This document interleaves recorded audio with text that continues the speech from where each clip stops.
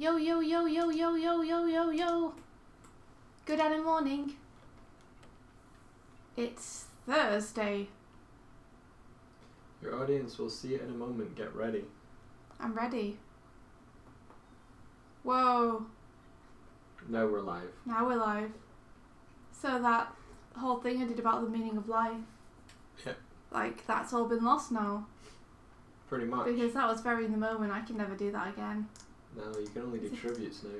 It's a shame that people have lost that knowledge.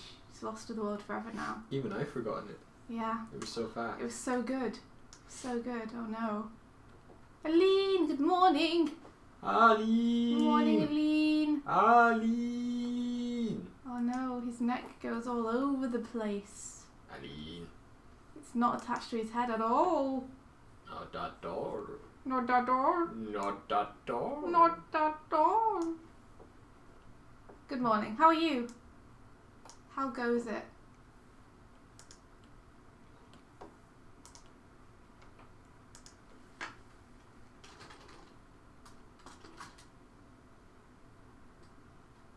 Oh. Ha! You are the first here. You are the most punctual.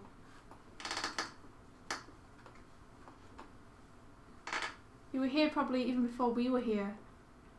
Quite probably. Since we're a little bit late. I'm okay. I've got a sort of soft deadline today for something. So, just been working hard to try and get that done. I'm going to have to actually end the stream at 8:30 today, like I said that I would in the description, so that I can try and get it done. Oh no! Eileen's been judging us. Have you found us unworthy? Judging? Why judging? Why? Probably because we were so late. Oh, okay. 10 minutes late. I got up at 6 and I was making tea. So India had tea to start the stream. Tea starts many streams. It does. Does. 2.5 minutes in. Yeah, but that's not sexual. That's okay. That's just toilet humour. It's true. It's true. Stuff other than storyboards, Aline. I thought storyboards was all you do now. What other things are you up to? Twitter twits.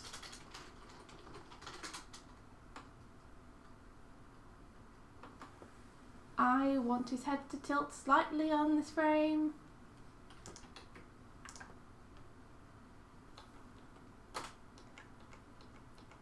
Only a little bit, but it makes a difference.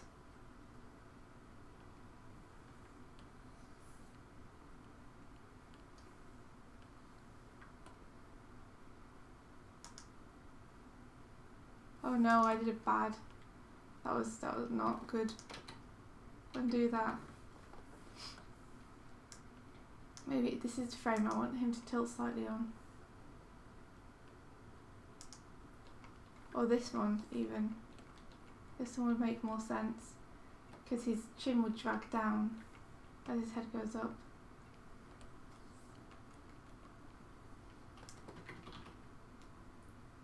Yep, character design for OA, that is a thing. I'm going to be hard pressed this week as my deadline is this Friday for this board, and then we have a friend coming over Friday night and staying for the weekend who wants to hang out. You know the drill.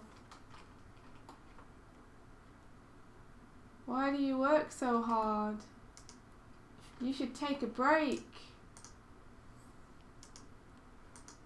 I'll break you. To be fair, he's not like that. It's just that that's the way I feel when people come over, is that I should be entertaining them, you know? We could get a pet monkey. That's true. The colour lesson isn't ready, but that is our fault also. Because we were the ones meant to be doing the colour lesson.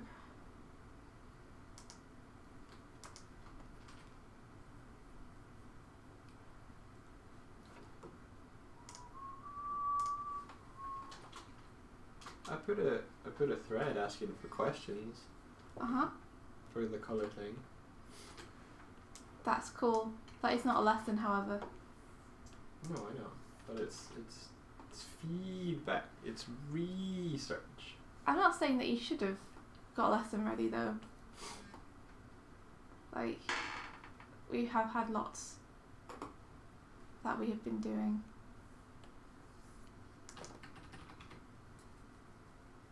Yeah, I'm being a good hostess.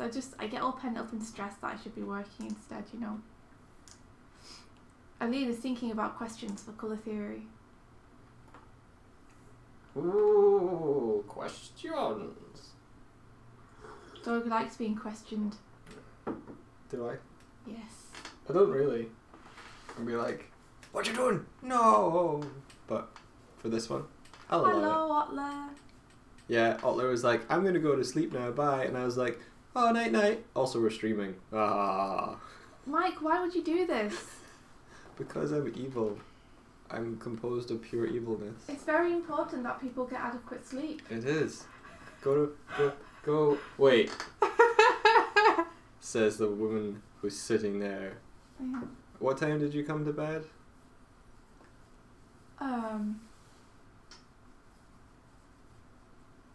An unhealthy time, we'll leave it at that.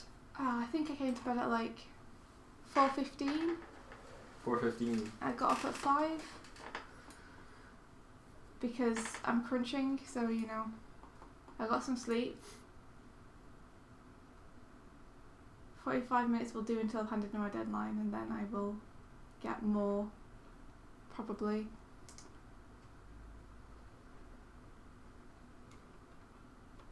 It's only for today though, Aline, don't worry. This isn't like, I don't normally only get 45 minutes sleep. It's only when I'm like, oh god, this deadline needs to be in, and I really want to do well and give it my all, and yeah.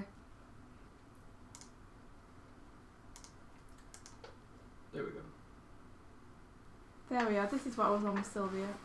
I got her contact, and now I need to do her weight. Hey, Hardick! Yeah, I will sleep after the deadline, don't worry. I'll get a couple of hours, and then I'll catch up, like, slowly every night.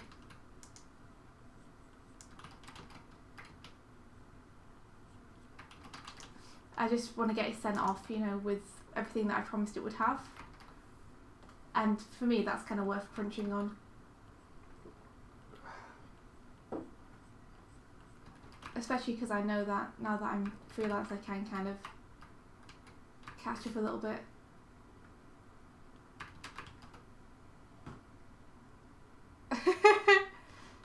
I don't. I normally go to bed and get about 5 hours, roughly. But today's special occasion.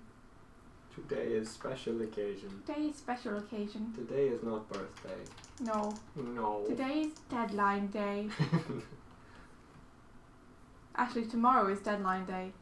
But today is send us everything you have and we'll give you notes so you can hit the deadline day. So if I want to hit the deadline well, I kind of got to send them stuff as soon as possible so that I can get notes back. Do what you must, says Aline. I have Aline's axe.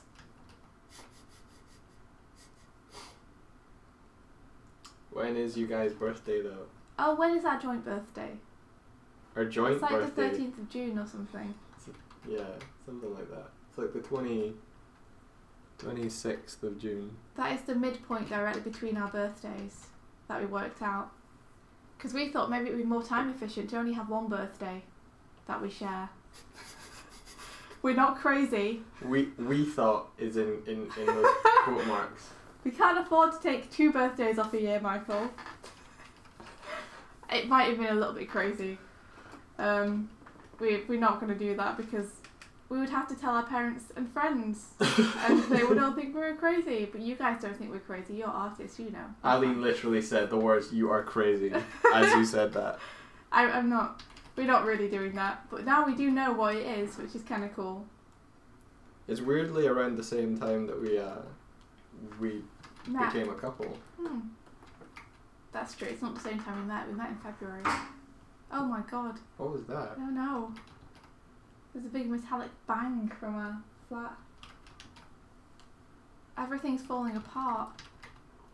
Our pipes do drum solos now whenever we flush a toilet. That's true. Scary but true.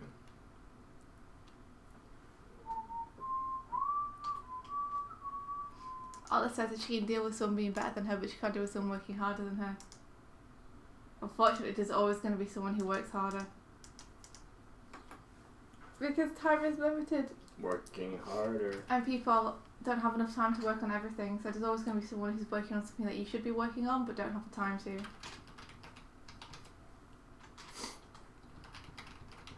Working harder, getting better. But you can work on what you want to do, you know? Like, you might not be able to be the best at every aspect of animation, but you can try and be as good as you can be at, say, facial acting or body physics or amazing action shots or creatures or, you know, effects and materials or explosions or vehicles or whatever it is you want to do, whatever it is that makes you passionate.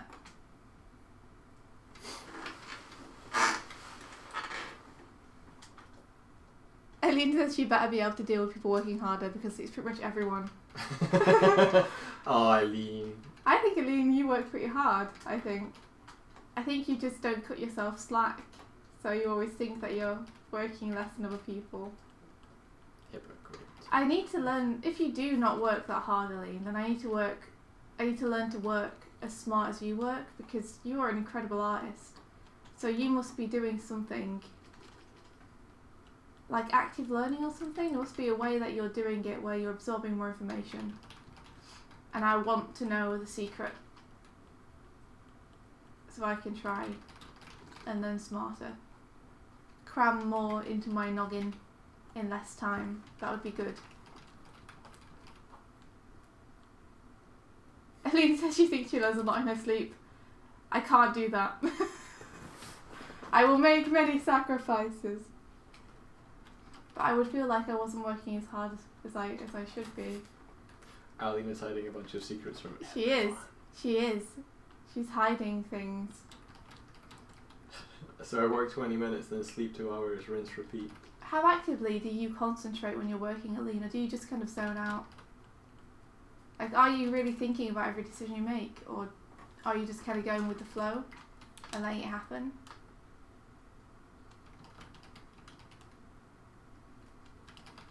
I'm not looking for a secret formula, but I am interested. Yeah, that's the guilt part with sleeping too much is a problem that I have. Like, I never know whether it's better to, I think I've said this previously, I never know whether it's better to get more sleep and potentially work better and faster, or whether it's better to get less sleep and work more hours. Like, which gets more work done? Being efficient because you're rested, or having more time to do it? I think more rested. I think you're just saying that because you want me to rest more, rather than because you think that's the actual answer. Nope.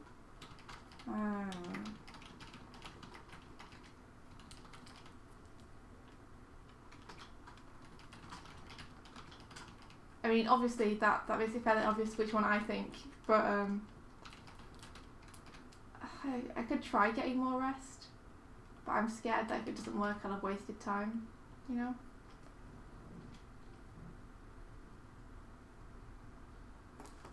Hot diggity. Hello.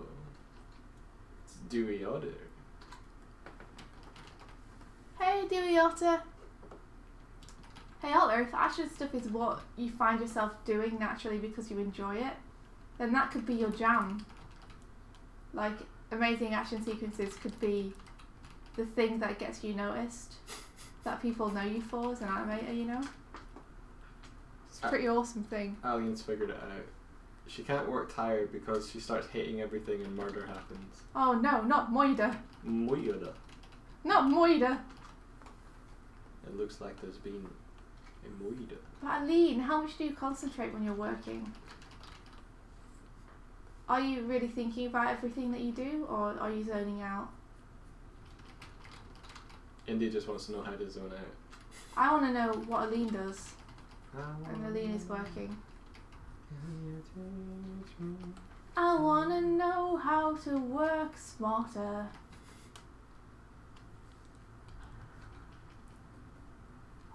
You could save me.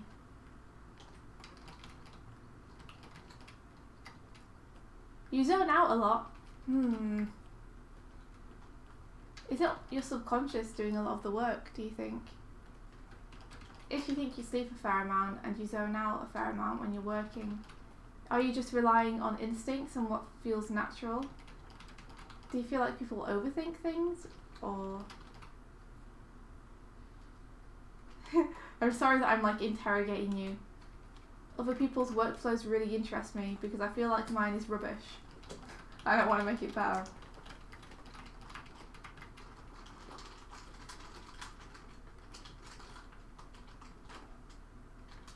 I don't want to be you, I just want to imitate you. No, I don't, I really don't. I just want to find out how you do things and how they're different from how I do things, in case there's something you're doing that I should take a hint from, you know?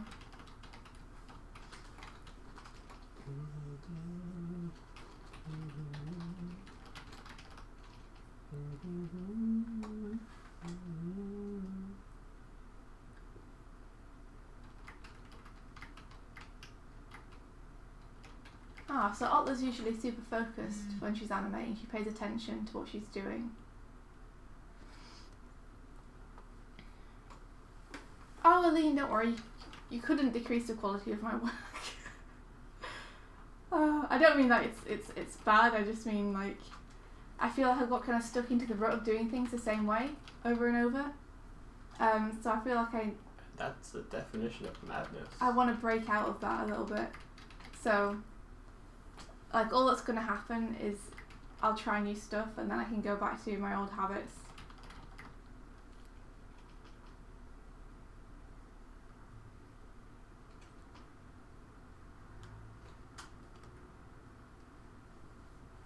She can't zone out and work, says Otla. She has to focus.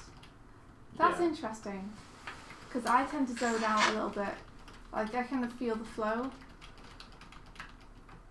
And I find action sequences hard, so it's cool that you, like, find yourself naturally drawn to them, Otla. I'm trying to learn them, but it's... and it's fun trying to learn them, because it's something new that I'm not used to. But I don't think they come entirely naturally to me, but I want them to, you know? I like to do sort of short, snappy action things when I animate. I'm finding that the most enjoyable stuff. Also, I wouldn't worry, I've never thought that you were condescending, so hit me with all the advice. Like, I really respect you guys as artists, so anything you guys can tell me about your workflow is super interesting to me.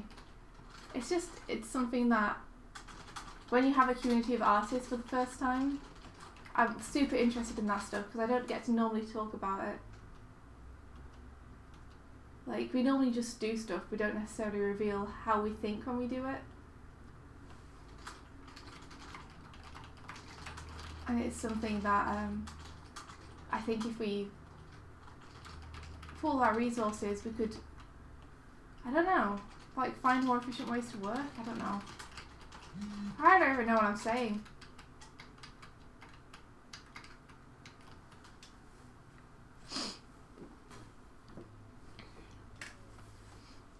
Let's see. Eileen says, okay, for real though, I guess I think quite a bit because I've been told multiple times that I ask myself too many questions when I'm drawing. But I don't feel like I think that much, so I'm not sure. I definitely feel a lot. I cringe a lot when drawing creepy stuff, for example. It sounds like you're going mostly on instinct, but it's hard to tell, isn't it? Because if it's like your natural way to work, and people are saying you're asking too many questions, it's like you can't tell you're asking them because it's just natural to you to ask them, so it doesn't feel like too many to you. It would only feel like too many if you didn't ask that many questions, then you suddenly started asking loads of questions. Does that make sense? Did what I say make sense, Doig? Yes. Like, it's like if you're used to eating tons of candy floss every day, then tons of candy floss doesn't feel like tons of candy floss. It only does when you stand next to someone who never eats candy floss. It's a bad analogy, but it's kind of like that. Yeah, it's all relative, really. Like, if you find it natural to ask that many questions, or as many questions as you do, then that's part of your process. So trying to limit that or trying to change that up might, It's interesting. Like, affect you adversely. It sounds like Otla visualizes the action too. Like, she'll have a very strong idea, I'm assuming, beforehand, before she starts animating, because she said, She said she thinks about it while at school. She said she closes her eyes and imagines the action.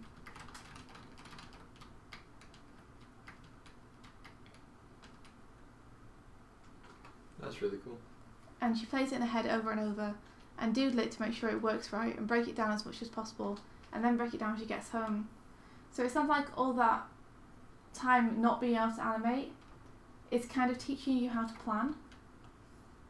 And planning is something I definitely do not do, which maybe I should do more of. You know, I'd like to plan more. Hey, Elaine. Welcome, fellow nerds. Morning, Elaine. I'm interrogating everyone in the chat about their workflows.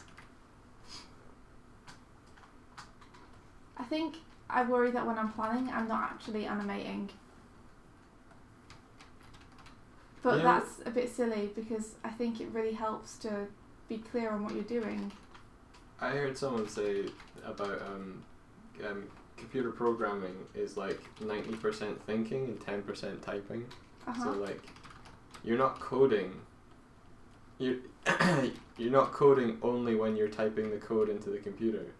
Like, you will be coding in your head, figuring out a solution, and then applying that solution. So animating isn't only animating while you're drawing. You know what I mean? Like, yeah, the planning is animation. The thought process behind an animation is animation. Yeah, I get you. It's interesting how everyone has different ways to work, because I'm sure there are some amazing animators who just go off instinct and they're just straight ahead. Oh, in fact, one of my favourite animators say they do that, but I should tell you guys who they are so you can follow them because they're incredible. Let's see. I had them up on my other screen. I just need to find them.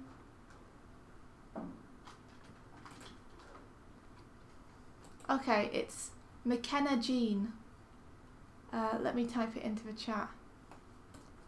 Find them on Twitter. They do some of my favourite stuff.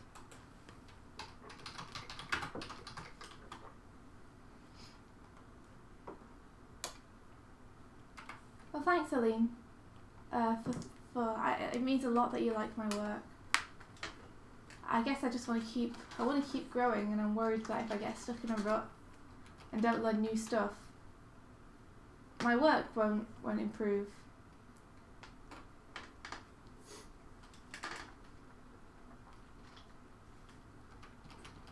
Yeah, don't worry, Elaine. Like, I think there are things which are okay about my work. I think it's just during my year at Boulder, I feel like I kind of stagnated a little bit because I wasn't able to work on my personal stuff. So now I have the free time to do it. I'm like, how can I use this best? What will push me forward?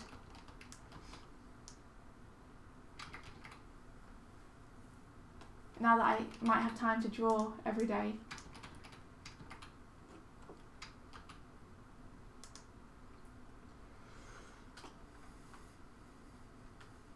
Yeah, I wouldn't. I was pretty sure most of you would probably know who they were, but in case people didn't.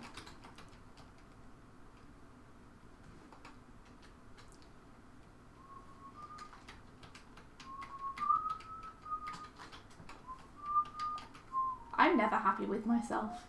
I think it's just a thing. I think everyone feels that way though, right? We're all like, "Gah, we're not good enough. How can we get better?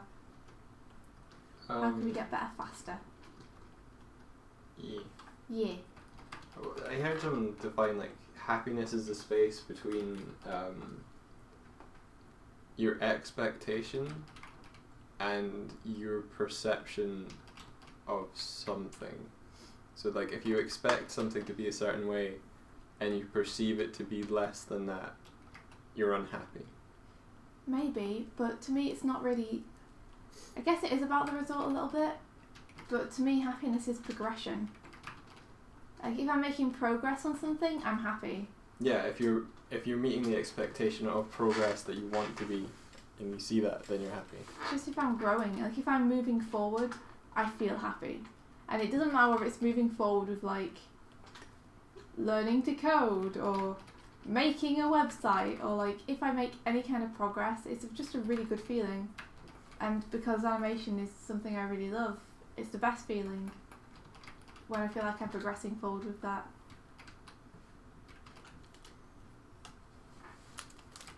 This leg is going to be a pain, I can just tell.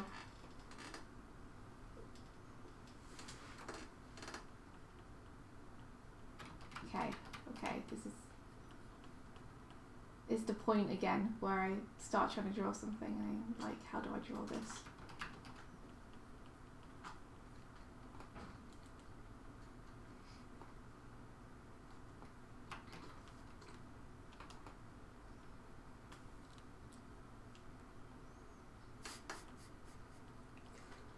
I have this visual thing in my head of like artists as mountain climbers, and then you're like looking up, you see people on a higher ledge than you. What the heck? I keep hearing noises in the kitchen, I'm sorry. Let me go see. Maybe we've got a raccoon. A raccoon. Tell me if it's a raccoon! Is everything just falling over? Maybe.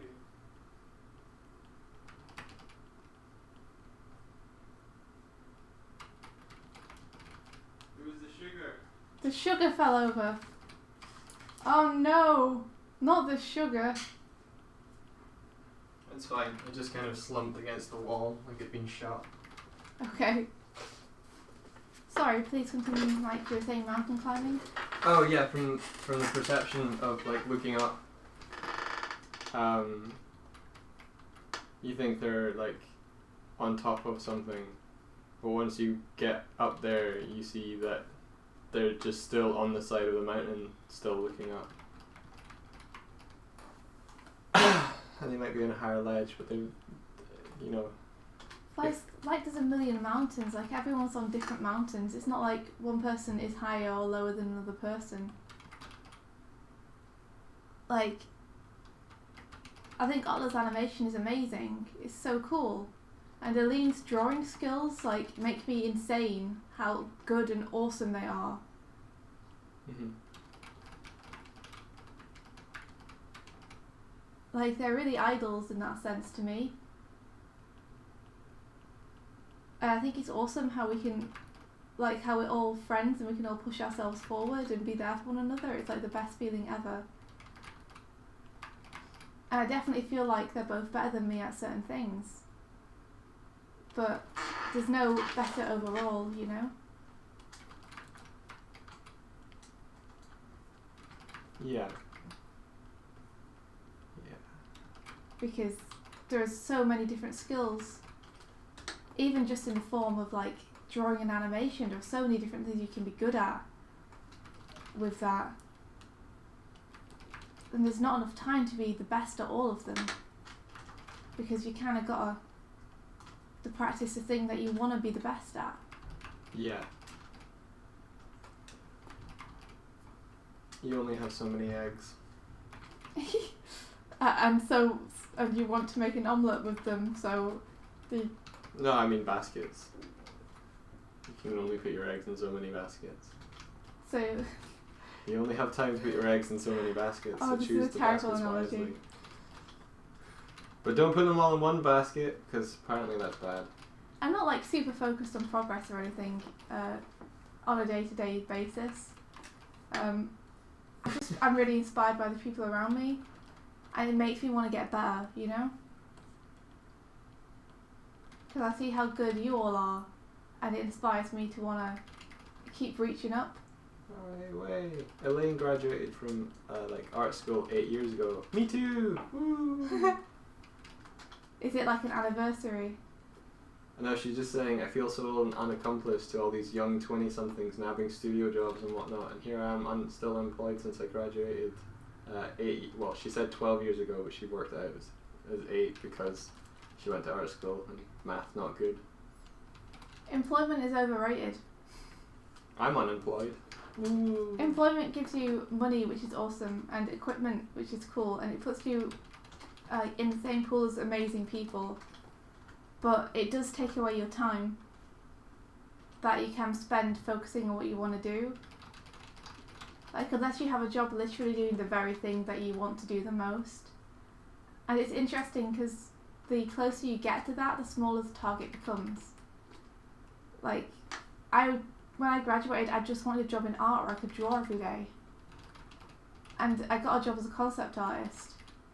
And I was like, oh, but I'm not animating.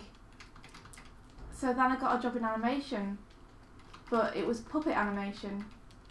So I didn't get to draw anymore. And I was like, oh, but I want a job in 2D animation. And then I got some 2D freelance work, and I'm like, oh, this is awesome. I get to like draw every day and animate in 2D. And then I was like, oh, but I really want to animate my own ideas in 2D. So like every step you get, you realise what true satisfaction is, because you realise when you're not there yet, if you know what I mean. Mm-hmm. It's kind of hard to describe. You described it well there. Okay. Well, that already happened. Narrowing it down. Yeah, it really is just like the target gets smaller and smaller and more specific the closer you get to what you want. Yeah, we need money. Elaine's right. I hate that we need money. Why is money a thing? I just want to do what I want to do all day. That's all I want. Them's the breaks. Eileen's like, yes, it's called a career. Damn it. I think she means that process of working out from job to job where you place. That is a career. Well, it's a journey worth taking, because along the way you learn stuff and you meet people. Yeah. You know? But it's interesting that sometimes you don't know what you want until you get what you want and realise it's not what you want. Sometimes I think that you can't realise it's not what you want until you have it. And only then do you realise that you're still not satisfied. It could also be said that once you've attained it or experienced it for a while, you have satisfied something. Curiosity, or like you love Sonic. Oh, I love Sonic. And in your life, you've worked for a company that's affiliated to Sega. You've worked on Sonic properties. You've literally made like Sonic laptop stickers way back, kind of thing, that were really cool. And I'm only citing an example where you got to draw Sonic, specifically you drawing a Sonic thing. It's okay. I know what you mean. I could be an ass about it and be like, oh, Sonic stickers, but I know what you mean. Ooh, Sonic stickers. Oh, my life is complete. So that was really cool, and that's still the nicest place I've ever worked and the best job I've ever had. Because the people were awesome and it felt like less of a studio and more of a family.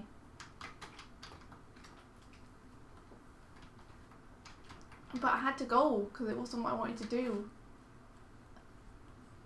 And I'm not willing to sit somewhere not doing what I want to do. Oh, I've been told I was good. Ooh. Why was I good? I missed that. Mike is good. Oh, is that just because of something I was saying, like reiterating something? Okay. Probably. You are good. You'll have to relay the chat to me. I'm trying to draw a foot. Okay.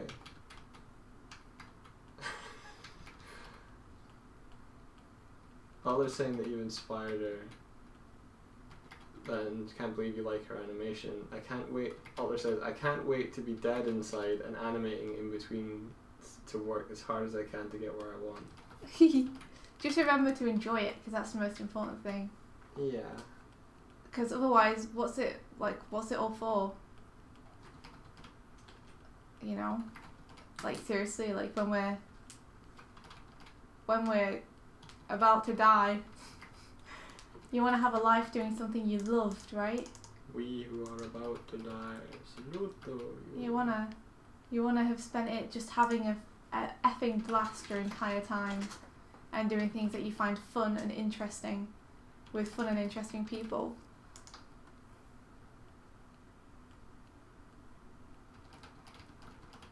Here, here.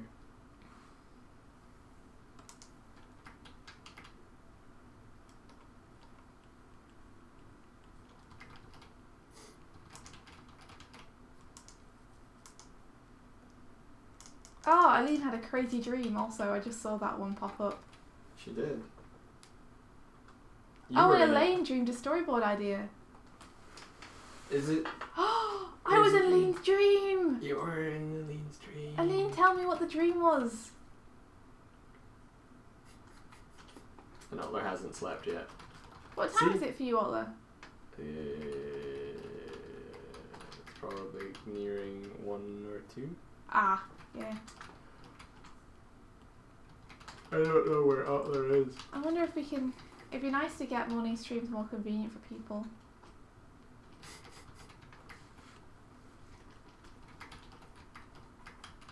But then they wouldn't be morning streams.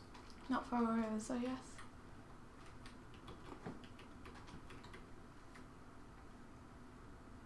Almost 2, so she's either Central or Eastern. I want to hear all of these dreams. I want to hear Eileen's, I want to hear Elaine's. Otler, when you have a dream at some point tonight when you sleep, I want to hear about it.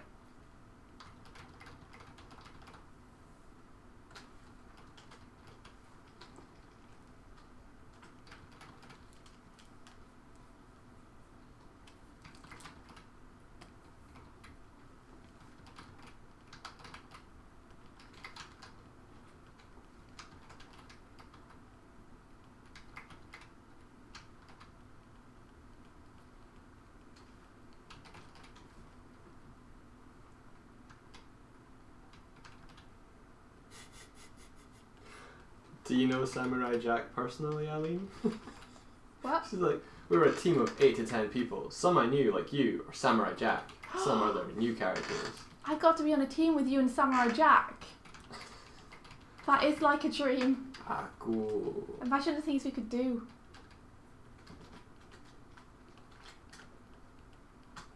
We need to catch up on Jack. Yeah. We'll do it. Maybe once I've sent my work off today, we can watch an episode as a celebration. Whoa, what? Extravagance. I know, right? But that would be cool.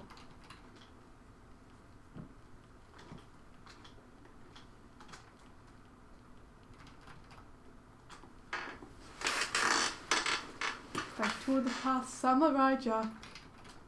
So what was the team doing, Elaine? What was our cause? A cause worth fighting for.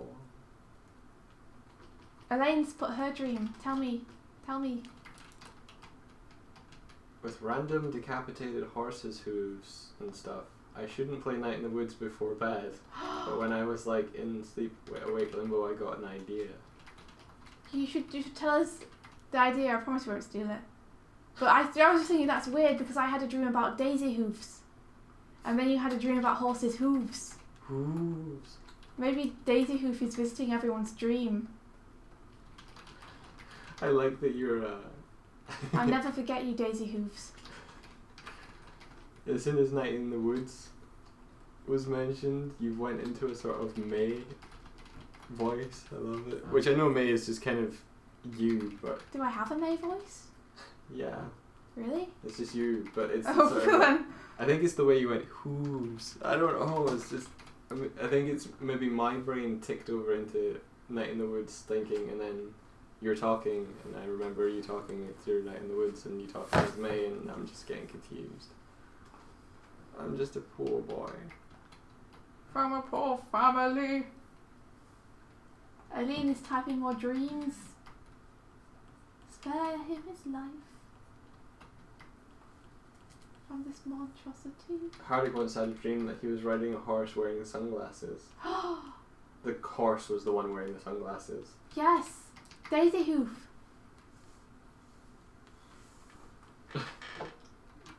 A barista reads the name wrong on a coffee cup and ends up summoning a demon. The demon works in the coffee shop trying to make deals with sleepy pre-coffee humans. This sounds like a coffee-induced dream. I It's like it. Like, do you want sugar with that? And a sprinkle of some souls and damnation. Anything where really extreme dramatic characters are put in very ordinary situations is just comedy gold to me. You should tell me Eileen's dream. She's typing more and you're not relaying the information. Sorry. And we had to fight monsters, but in their sketch form they wouldn't die, so we had to clean them up and then we could kill it. You would draw them clean somehow. I don't remember exactly how. Then a woman in fire and a woman with plants instead of her left arm would finish the job. Samurai Jack was pretty useless. He never got there's no point punching sketchy monsters. I guess he kept them busy though. Oh, Jack. That's an amazing metaphor though, for how it feels to clean up a drawing. You don't want to have to do it, but it's the only way to kill it. Otherwise it's just going to be there. If it's clean, we can kill it. Yeah, that's super interesting, Eileen. That's like a cool metaphor. I like that a lot. I had a dream years ago where there was these like little flying, well, I say little, like face-sized flying insects that would like fly toward your face, and then they're kind of like aerial face huggers essentially. And the only time they were vulnerable, they had like this outer shell, and the shell would open up when they were on someone's face. So the only time they were vulnerable was when they were on someone's face.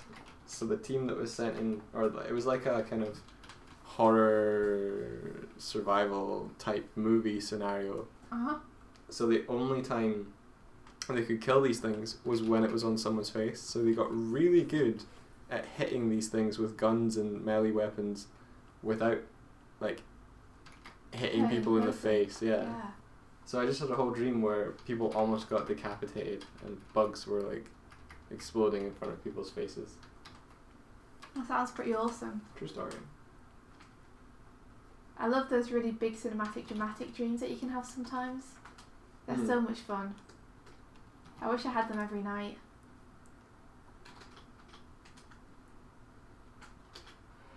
They're pretty good.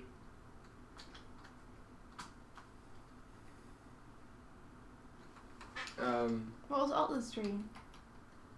My dreams are usually quiet and bleak with lots of old people that feel like they're judging me. Either that or they're absolutely bonkers drug trips. I just realised my description for my dream is just real life in the Bible Belt in America. Lol.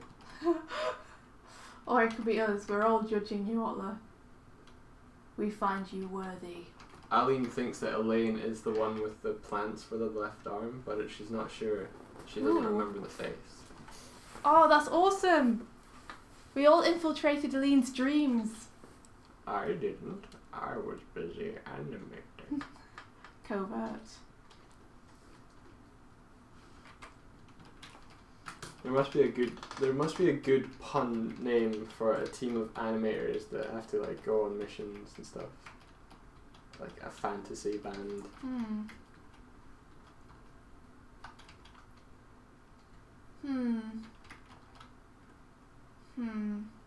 The A-Tween? That's terrible. Aww. It'd be interesting though if you had like a show where it was almost like not magical girls, but kind of like Sailor Moon, where everyone's superpowers were related to the kind of animation they did. So like an effects animator would be able to like create explosions and stuff. That's pretty cool. Yeah. and a stop motion animator would be able to like puppet people.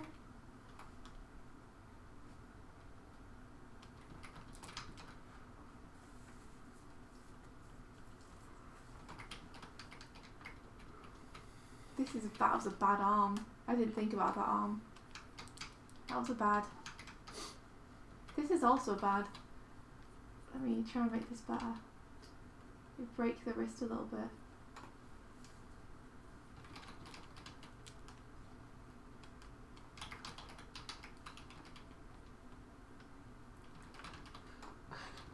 Eileen's not sure if I was there because she doesn't remember everyone, but maybe she doesn't picture me in such a violent dream. Do I come across as a non-violent person? You do, yeah. You come across as very peaceful and what's the word?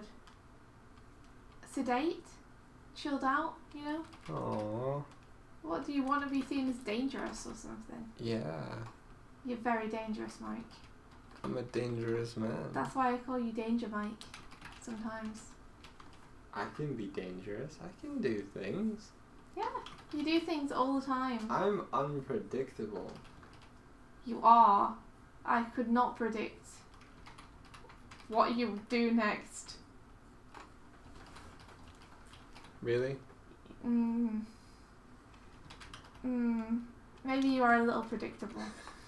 But I like that because, you know, with being predictable comes being reliable.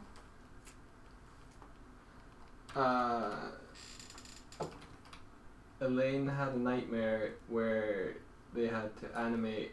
Oh, sorry. I had a nightmare where I had to animate my dream like I was working in Maya. Okay. Although I had a dream once where I went on an epic adventure with 3 friends and we slayed monsters and rode dragons, but 2 of them died, and me and the other girl got cast out to sea and drifted together for like what felt like a month. It was one of those really long dreams. It sounds like it was an amazing dream though. Even though it was kind of harrowing and sad, it sounds epic. Like, I would watch that movie. The woman on fire exploded at some point while we were in an elevator, side effect of the fire powers, and we had to kick her out of the elevator or everyone would die. That was sad. Lol. That is sad. What a power. Side effect is setting on fire and accidentally killing everyone around you. That's not fun. Do you think someday they'll have like a dream machine where we can plug it in and watch our dreams back? I always wonder that if that happened it would be really embarrassing because you'd be like, oh, look at this amazing dream I had this really awesome epic dream that was like a movie. And you'd watch it and then there would just be like random bits of like sex and stuff in there that you're like, I don't remember ever, that didn't happen. Like, because who knows how consistent it is in your head. Like, yeah. Well, I mean, there's definitely research into visualizing dreams. What if you discovered horrible secrets about yourself? Like random sex bits? Yeah. Apparently I got very bedroom voicey at some point there. I don't know what that is. Mike's bedroom voice is like, it sounds like an old woman. That's what he does, because that's what I like.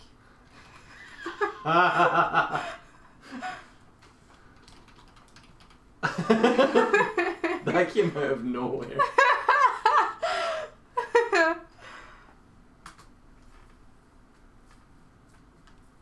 All it sounds like, from what I've just seen of the last 2 sentences, that she had a very nice dream in which life all worked out and everything was wonderful. That sounds really cool.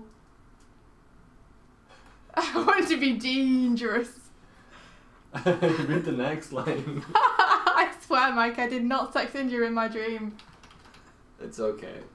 Yeah, you see, what if I like plug myself into the dream machine and I'm like, oh, this will be really cool, and then it's just like in the dream I'm having sex with my friends and stuff and I'm like, what the hell? I didn't dream this. What's going on? That'd be like horrifically embarrassing. You just never know what your brain's doing.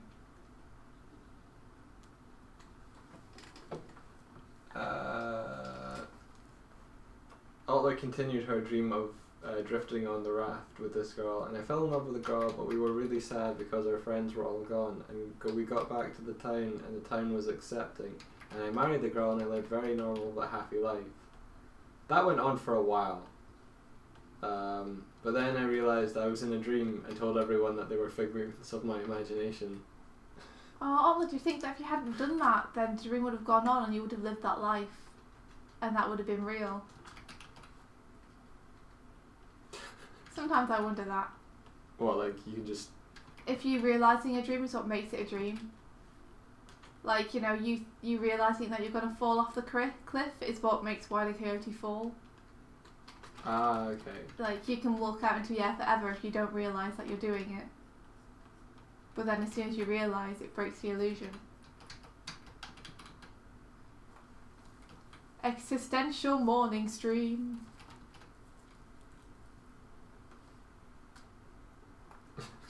I think, what the fuck is going on? We're talking about weird dreams, Hardik. The weird dreams that we have and what they could mean. And things that we do dream and don't want to dream and have dreamed. And we'll dream again!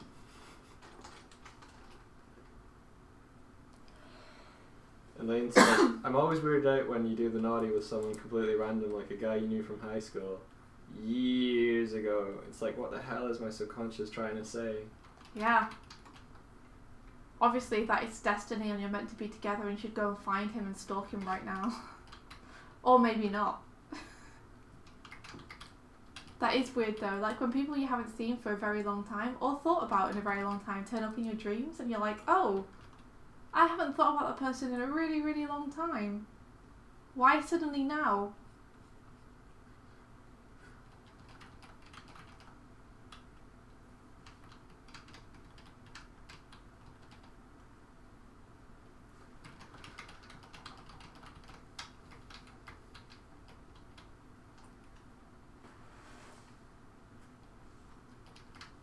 Oh, poor Otla. Her dream felt so real that when it ended and it had a bad ending, she was really upset before she had to go to school. That sucks, dude. In that case, I'm glad that it wasn't real.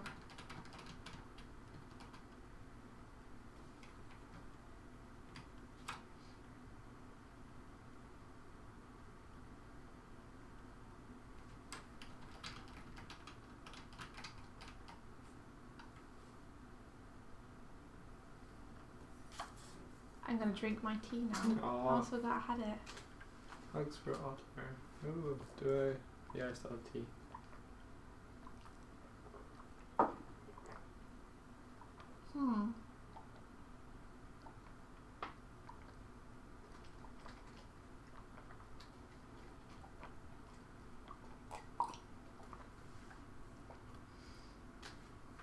This animation displeases me.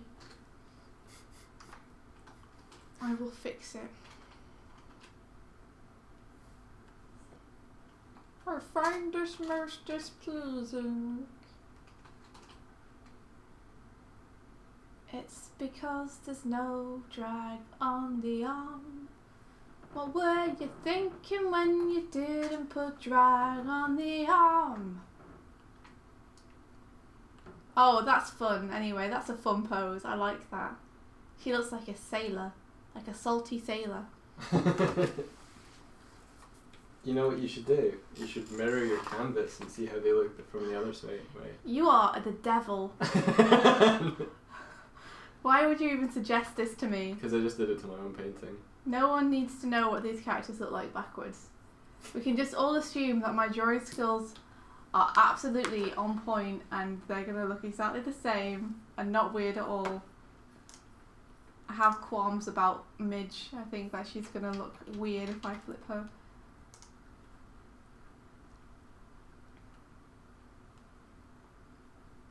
Don't worry, Otla, you can't ever be too deep or too sad for us. We're artists. Being deep and sad is part of our selling point. That's what makes people give us money. Pity money for the poor artists. Oh, also, by the way, Otla, that site that you linked the other day in the Discord chat was hilarious. I love it. Also, it made me very, very angry. Which one was that? I think it was when there was the talk about crediting artists going on. Right. Artler linked a Twitter profile where all it does is repost quotes from people who don't want to pay artists. Oh, okay. And it's really, really funny and outlandish, like some of the opinions these people have. Also, it incites rage. Right, okay. Within me. Because you're like, are they for real? Do they not understand? Like, are they really for real?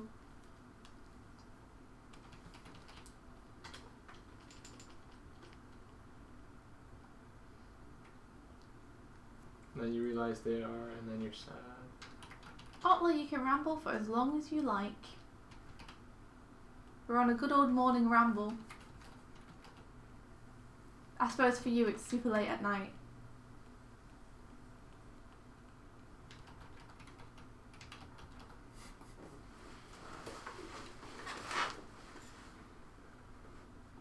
Okay, that works better. Although that arm doesn't. Oh, India. Why did you do this?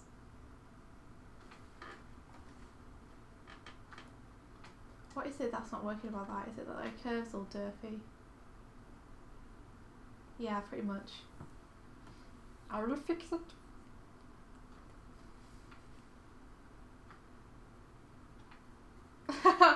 Yeah, there was a good one on the account that Otter sent over where it was like, I can't pay with money, but I can send nudes.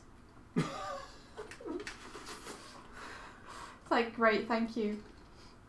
Hardik, I haven't had a chance to look yet, sorry. I'm a little backed up because I've got like a big storyboarding job on at the minute, but I'm planning to send it off just after the stream this morning.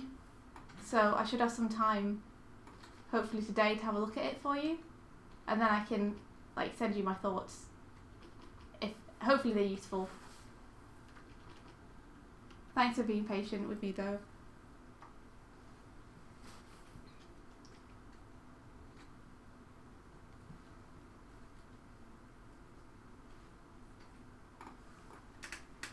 I don't know if I should tell people about my recurring dream. Like, in case the people it involves watch this at some point. Tell what dream? What? I have a recurring dream. Oh, yeah. A nightmare. I don't think they will ever watch it, but I wouldn't want them to feel bad. I could say without saying who they are.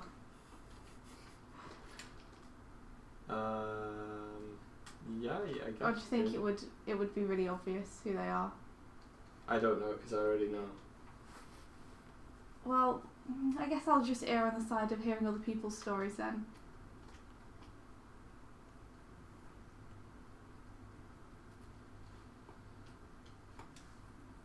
Because I love those people very much. I don't want to upset them.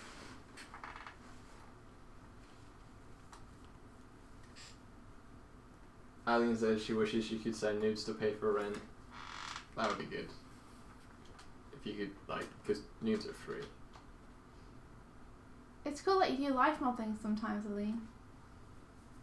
It's a shame that I don't think it pays incredibly well, does it? It's a shame that you can't, like, make rent off doing that, because that would kind of be an artist's dream, wouldn't it? Like, do some life modelling every day and then get to otherwise just make art.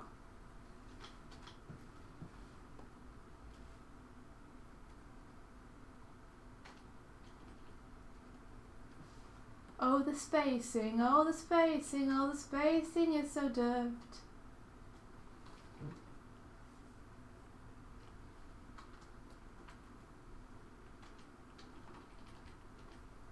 No, I'm going to fix it by having this still where I want it. It's going to look cool there. But you're going to bring your shoulder up here. Yeah, we met a guy who was life modelling at the class in Dublin, and he was Scottish, so I was like, oh cool, yeah, Scottish, where are you from, kind of thing, and like, what have you done, kind of things, and then he goes, oh yeah, I've lived here, lived there, I used to live in Kelso, and I'm just like, Kelso? He's like, oh yeah, I lived there for a number of years, and I'm like, so did I, and he's just like, oh really, and then we figured out that he used to go into the store that my dad worked in, and he knew my dad, and like he was like, oh yeah, I really liked speaking to your dad about like games and stuff, and I was just like, small world for all the people to like meet and whatever. It's like, yeah, I know your dad, and my dad's not super well known, so cool story, bro. Thanks. That is cool. I'm sorry, I'm looking at Sylvia's head and trying to work out whether she's actually doing something with it. I think. Otler is excited for you to see your progress. Elaine is wanting to see your boards. Oh, could I but show them to you? Otter says dream and memes. Dreams. Spelled meme dreams. Unfortunately, I'm under NITW at the minute, so I can't show any boards. Hardick has been drawing something for Cutie Saturday, and he is done. Nice job, Hardick.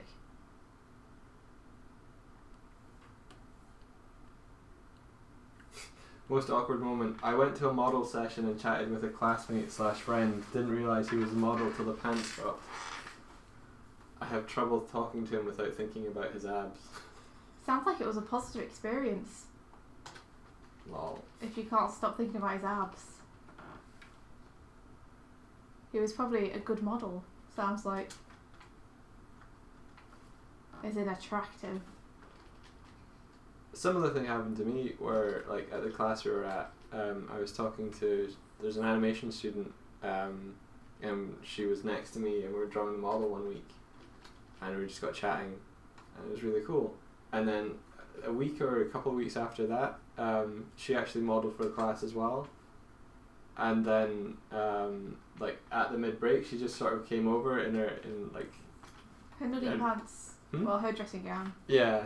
It was like, hey, and I'm just like, oh, hey.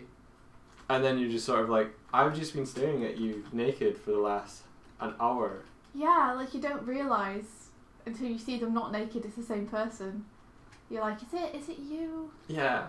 I think she'd also had her hair cut between the times as well, so it was totally just sort of, I think we also ran late, so it was like, oh, we need to run in, jump, like drawing, and then you're in that kind of zone where you're drawing shapes and forms and stuff. But I was just like, oh, hey.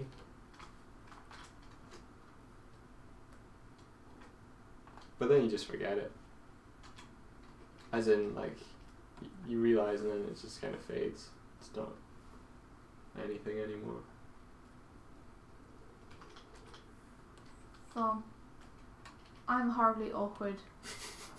Anyway. And disfigured. So, yes, I'm disfigured. So this is why I would probably never model, because if I'm awkward enough in just regular conversation, if I meet someone I know when I'm modelling, I'm not going to be able to keep my composure. I'm going to be like a mess, more so than usual, so nobody wants to see that.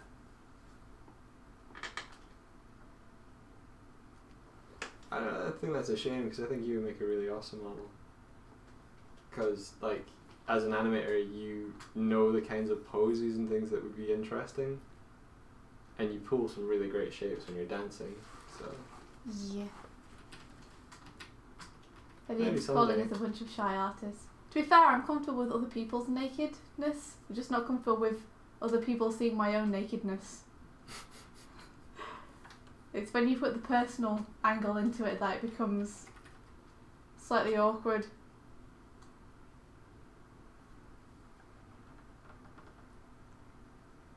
Oh, I know those kind of dreams though, Otler. I've had similar ones. It's like a phenomenon, isn't it, where you fall in the dream, and you feel like you fall through your bed, and then you wake up. But you wake up at the same moment you fall through your bed, so it feels like you actually literally physically fall like 2 foot down, and then ping back up to where the bed is. Such a weird feeling.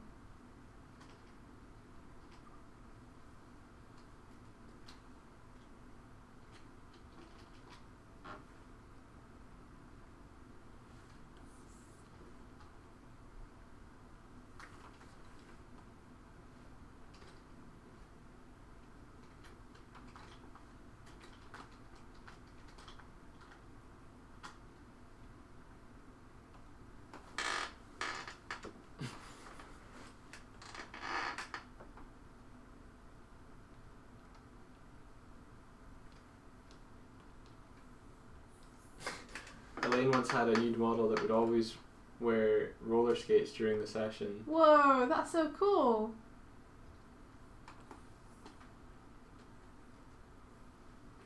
That's really cool.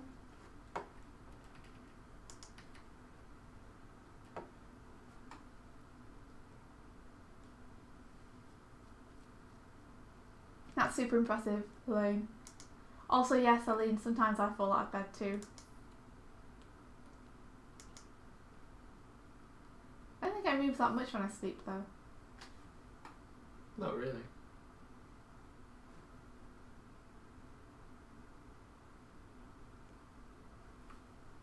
Hey Claire!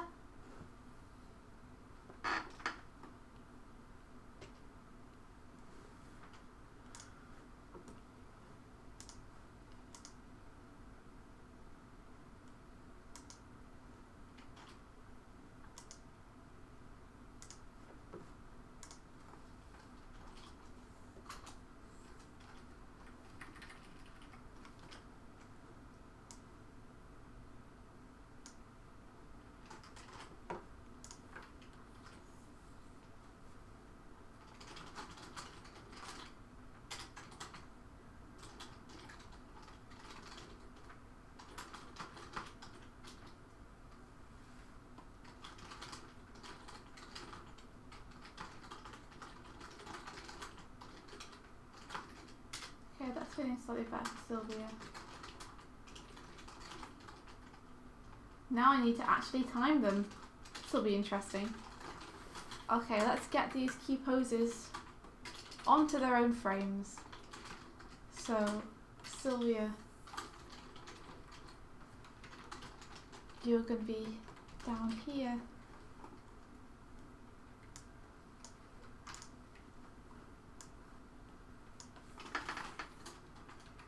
It's just easy for me to draw them all on one layer to begin with rather than having to ping back and forth between layers all the way through the animation. I'll just forget and draw half of them on one layer and half of them on the other layer if I do that.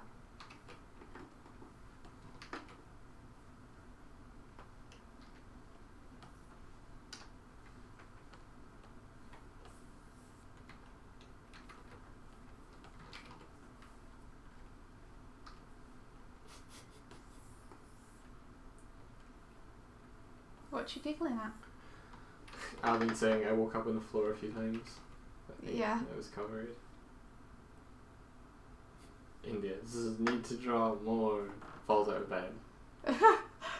It'd be really impressive for you to fall out of bed. Because our bed is on the floor. Our bed is the floor. We have a futon that we've just kind of put on the ground in the living room, and that's our bed.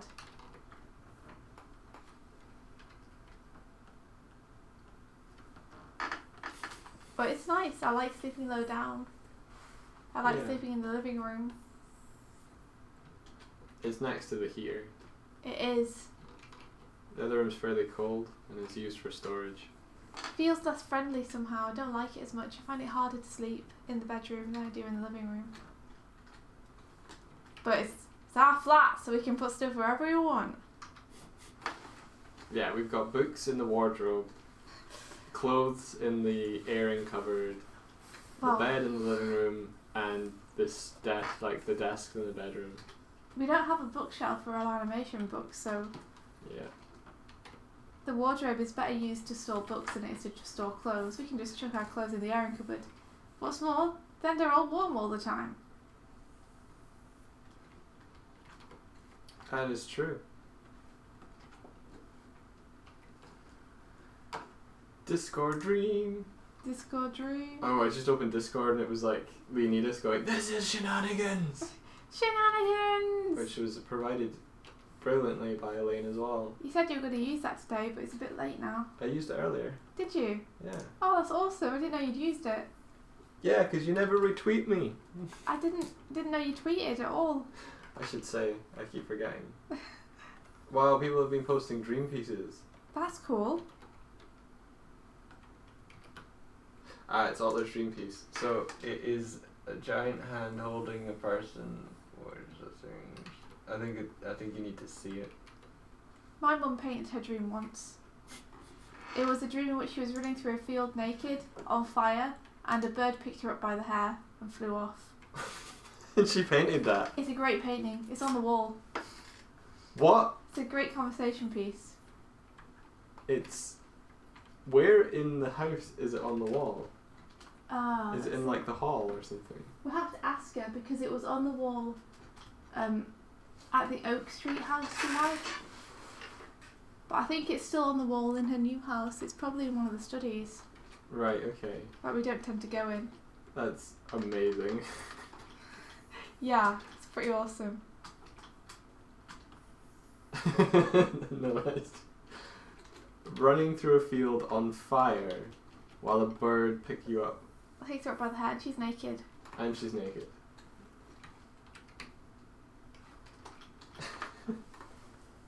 That's the one. That's the one. That's your mum. That's your mum in a nutshell, really. I'm not sure if there's a new theme Friday Monthly yet. There will be, but it depends on when Ross retweets it. Retweets it? Tweets it. And when he tweets it varies.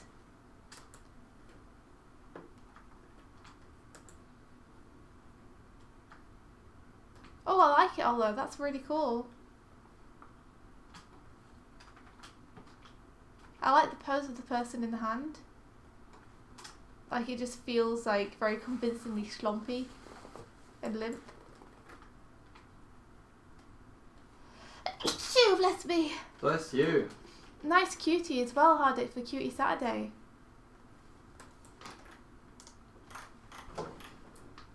Oh yeah, that's cool. Yee. I got a call off on my phone which is meant to tell you when you're in deep sleep. I don't know how it knows though. It's incredible. I don't know how it knows. I think I just typed in sleep analysis or something. And it charts when you go from shallow into deep sleep. And it also charts if you wake up during the night. And I don't touch my phone during the night, so I don't know how it knows this stuff. Some kind of voodoo. It's probably a noise meter or something. Okay, let's see. Midge. What speed will you be? I don't know where to put this arm. Faster than that. So let's put this back to like 24s. I'm just going to reference a mermaid and use that. Haha.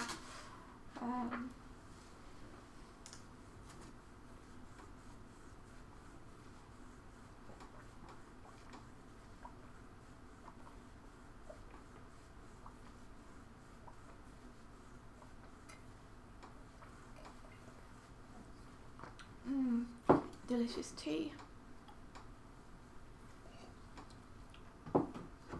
Let's see, I'll check Ross's Twitter and we'll see if there's a new theme. Ross Donovan. Ross Donovan. That's what his name is. He posts up day and a monthly that we all take a part of. There he is.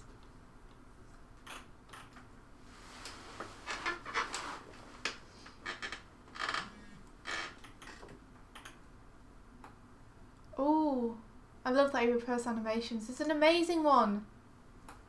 Oh, it's so good.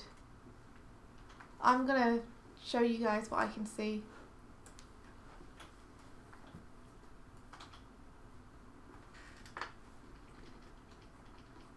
Check this out.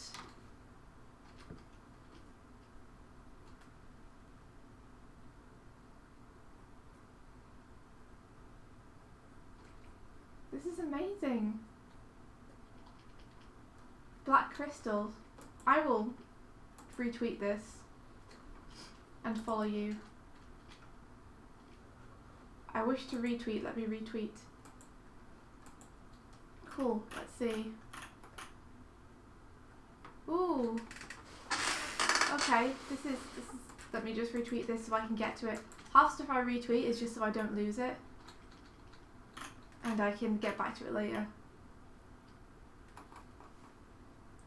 Okay, and I'll retweet this because this looks really useful. So are you saying that your retweets show that you want to remember something? So India retweets things she thinks are worth remembering, guys. That's true. Because I have... This is one of my favourite pieces of animation I've seen in a really... Oh no, it's a different one. But it's from the same thing. But there was an animation posted earlier from this, and it's one of my favourite pieces of animation I've seen in a really long time. I retweeted it though. But yeah, my memory is terrible. So I retweet things to remember them. Nope, he hasn't posted up yet.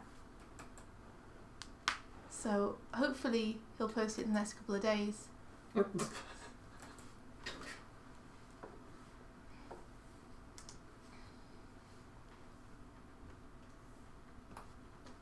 Wow, Hardik, that's intense. He thought you were gay because you were drawing things?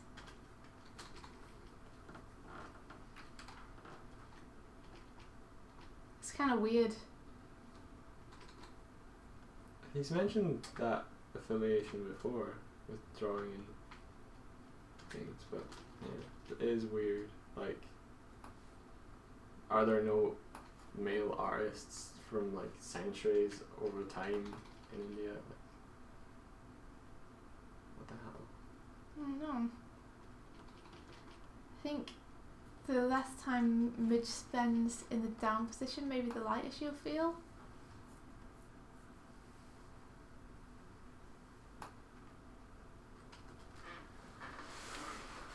So I should hover around the up positions more.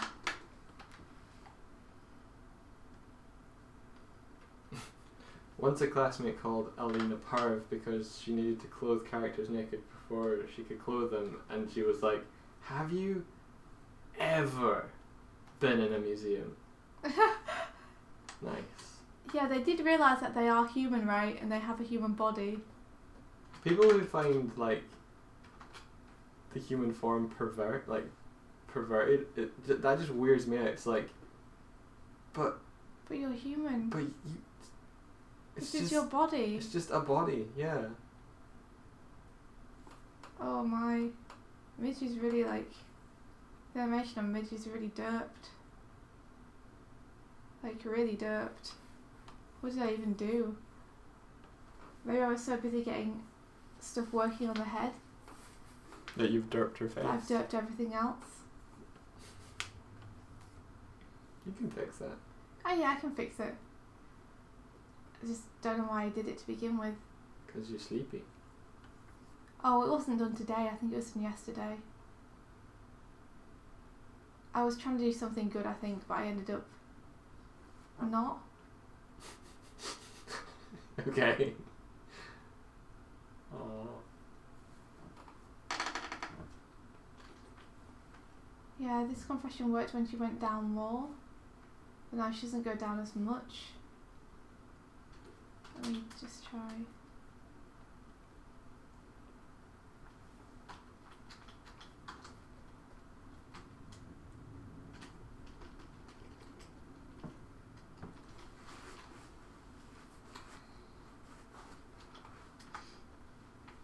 Yeah, I used to draw Sonic all the time, but people used to tell me I was drawing furry porn.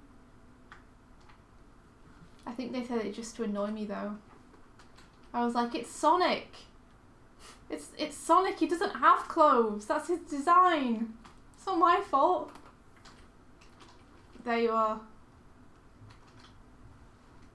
I think artists are pretty much always bullied.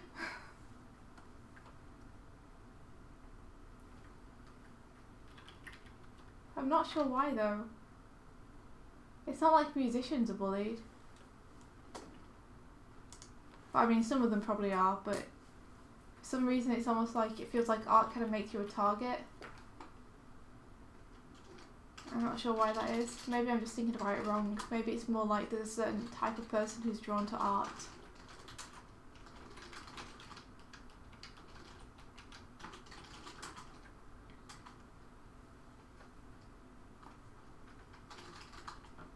Yeah, that's a really good attitude, Aline. I love that. That's how I felt in school. I was like, I'll show you. I'll show you. You can make fun of me all you want.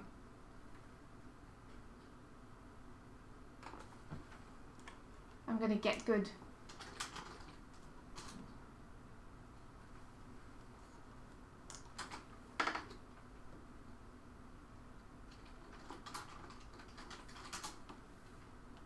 So what are you typing away at, Mike?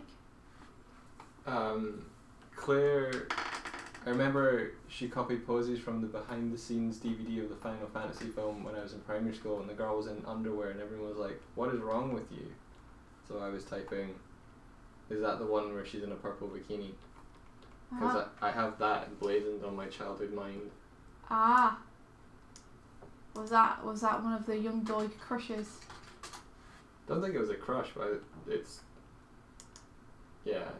something that I've remembered clearly. One of the animators on YouTube that I follow recently did a cool video where she was like, these are the crushes I had on cartoon characters when I was a kid. It was cool. It made me feel less weird for having crushes on cartoon characters.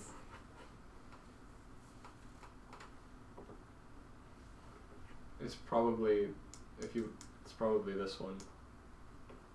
What, the video? Oh no, Claire's saying it was the Spirits Within film, so I think it was just a model of her body in a black bikini. No, Steph's purple. You'd know. I've got it on my screen. You've studied this extensively. I'm pretty sure it was like in a magazine way back.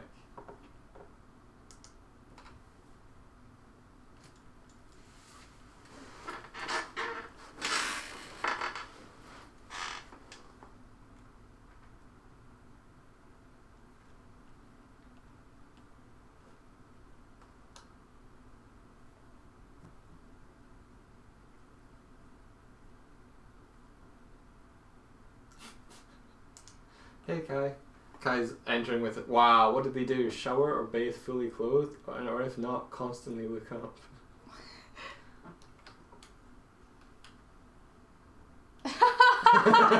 You're laughing at Aline. Yeah. I only get crushes on cartoon characters. Real people are just not as good design-wise. It's so true. She had some good ones on the list though. I think she had like What, Aline's list? Ali's list. Oh, who's on what? Whose list? What's the list? You know, I was saying there's an animator who I follow. Oh, okay, I see. Claire's like, oh gosh, Dean from Iron Giant and Dimitri from Anastasia. Oh my goodness, Dean. Yes, Dean. 100% Dean. Yeah.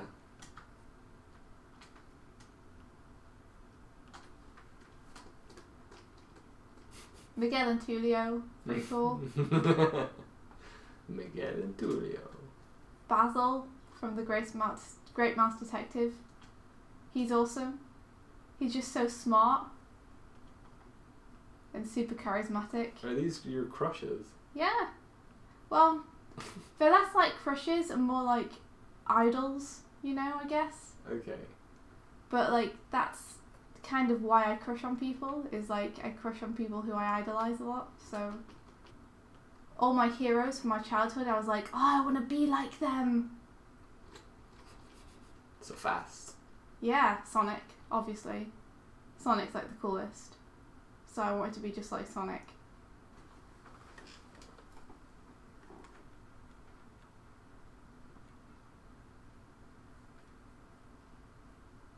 My art teacher believes in me a bunch and it feels great, but it's also kind of weird because he's kind of a dick. Is he an honest dick? He doesn't support any of the other artists in the class and is kind of homophobic and voted for Trump. Oh. Like, he's just really condescending and doesn't really help people flourish. He's really suppressive in an environment that should help growth. Yeah, he sounds like kind of a dick. It's so hard, it's like kick him in the balls. Don't listen to Hardick. That's not a good thing to do to your art professor.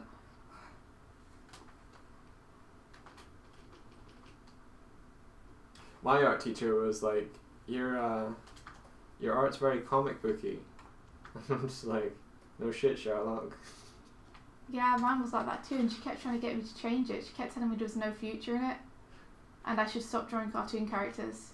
Oh, maybe it wasn't very comic booky, maybe it was like your art is too comic booky. I remember being like, yeah.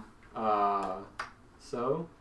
I got the same thing, but then I got into sixth form, and we had a different art teacher for sixth form, and he was like, oh awesome, comic books! For your final project, you should do a massive comic book page.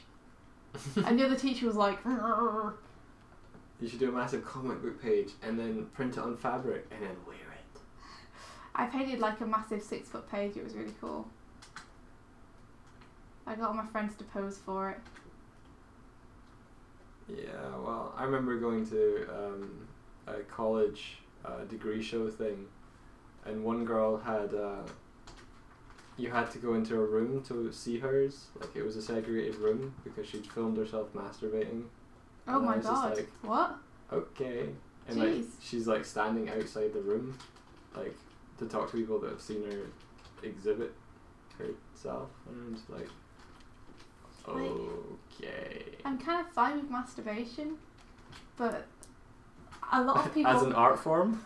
Just in general, but lots of people aren't. You're kind of putting yourself in front of a truck socially, aren't you? Yeah, a little like bit. you're gonna get a lot of flack for that. You know, you're gonna provoke a lot of people. I guess it depends what she was going for, whether that's what she wanted. I don't know.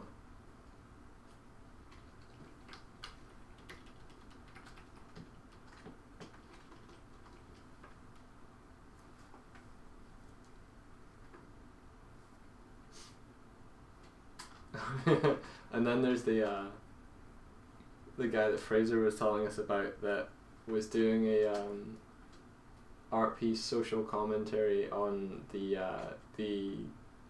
adverse effects of consumerism and the fast food industry, and he documented what he ate by shitting in jars and keeping them in the fridge. No. Do you remember? I remember you telling me. Have you blocked that now? Oh, that's no. And you were telling me that he like had flatmates as well, and they would go to the fridge and just see like poo in jars.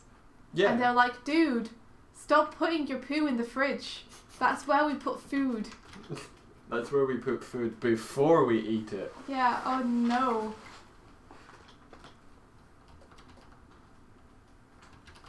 That's terrible.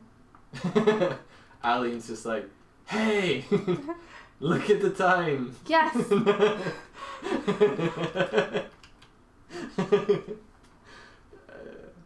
Time to end this stream. Actually, you know it is. I know. It is. And this conversation. It's a good note to end on, isn't it? Talking about poo. We're so highbrow. I love that every stream we end up talking about something either ridiculous or just awful. You can't trust us to be like in a stream together and act responsibly. But yeah, I do have to vamoose. Today I actually have to end the stream on time and not go super long.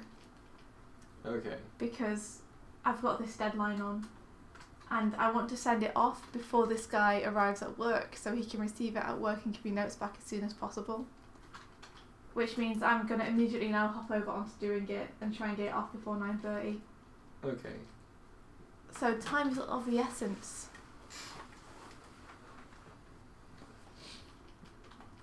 But please feel free to just continue this chat either in here or in the Discord. We could switch over. Yeah, do you want to switch over? You can stream if you want. I'm painting a naked mermaid. Vote strawberry for naked mermaid to continue streaming, or vote custard for me to stop. Yeah, if people want to like continue this conversation and continue seeing art, we can switch over to Doigles and I'll get on with the storyboarding, or we can just call it. I'm happy either way. Elaine, everything ends with poop.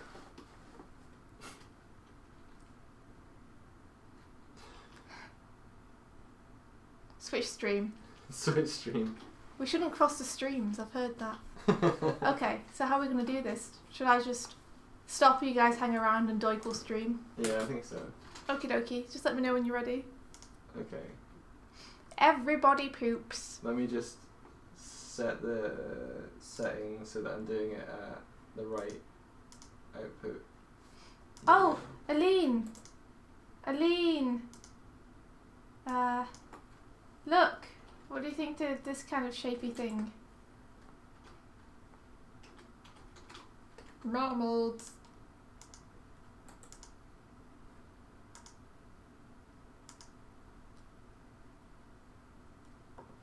think I'm gonna make his front legs longer. Like, I'm thinking. Like, I still don't think this is final design. I just kind of like it. So. Also, my brush doesn't seem to be working. I don't know why. Oh, I had something selected. Like. Is there a way that you can do this is parental thing? Let's see. Maybe this kind of thing. Enable age restriction prevents underage users from watching this video. This also removes the ability to monetize or promote your video through different ad formats. Eileen's been helping me with my designs for some characters. Yeah, you missed a tail. I wonder if we could have like this kind of thing. Like, I kind of liked it going down, but I don't want it to look like it's something else. Or we could just have like a pointy tail like that.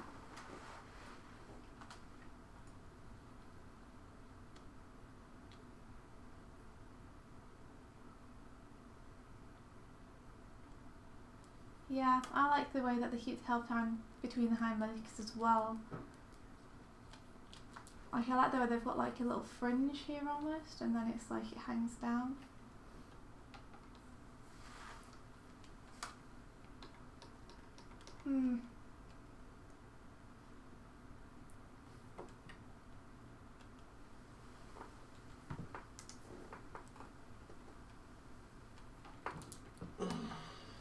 Are you ready to stream, Mike? Yeah. Okay, awesome. We're probably going to switch over now.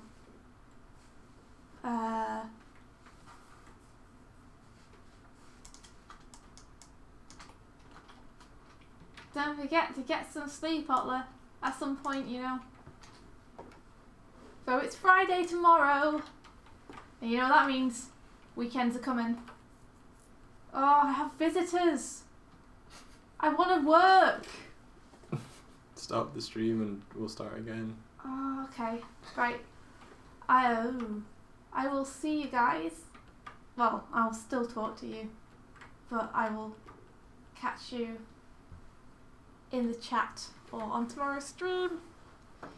Take care. See ya. Switching streams now.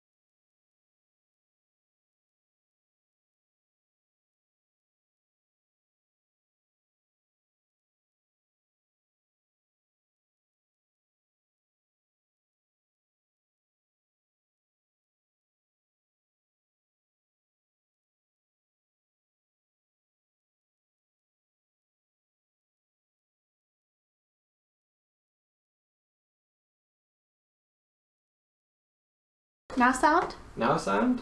I had to steal the mic. Yes, sound. Hello. Yeah, so I don't know, is it Tony or Tom that's doing the mermaid thing? I think it's Tom. Tom, cool. Also, yeah, Juliota is right. That is just a webcam. It's not a picture of a cat. Yep, pretty much.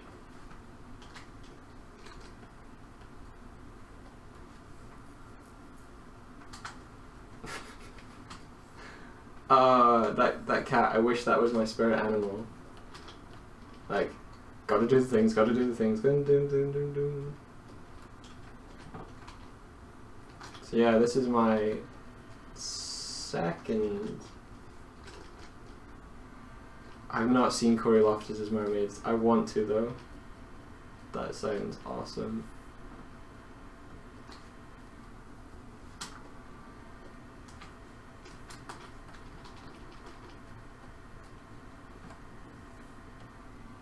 That cat isn't funny anymore, says Hardik. I know what I'll do. I'll switch up the cat for this one, because I'm currently infiltrating India's stream.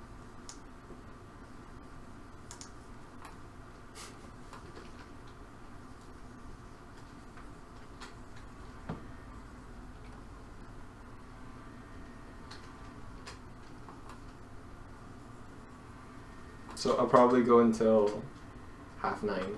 Does that sound okay, India? Oh, or you can go till whenever you want, Doigles. Like, it's not going to affect me. Cool. Like, I will be sending stuff off or not sending stuff off either way. Take care, Kai Guy. Cool. See you, Kai Guy.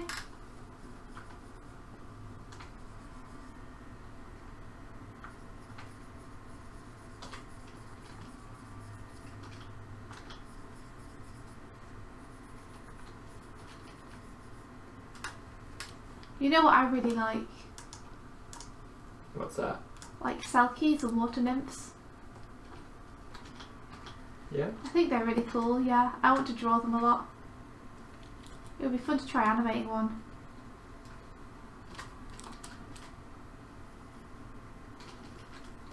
Like a little...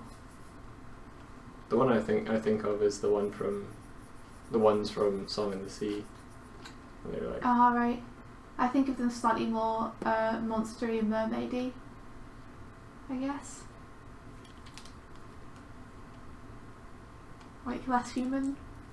Okay. I've given her a sulky friend. It's like a little ghost.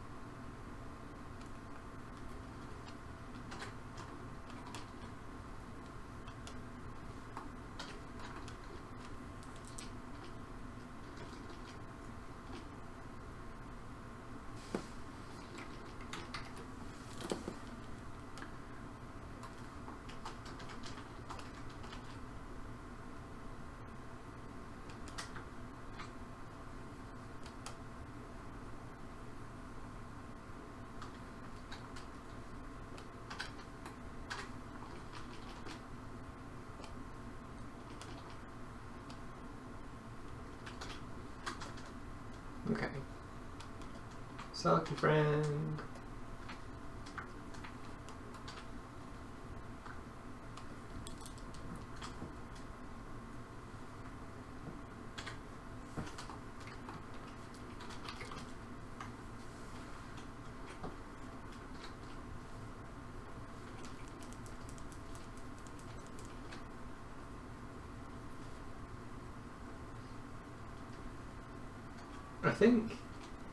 I think we've managed to like by jumping the stream so quickly, YouTube hasn't recognized it as an actual cut, or like it's different, so this will just be one recording. Oh, that's really cool. I think.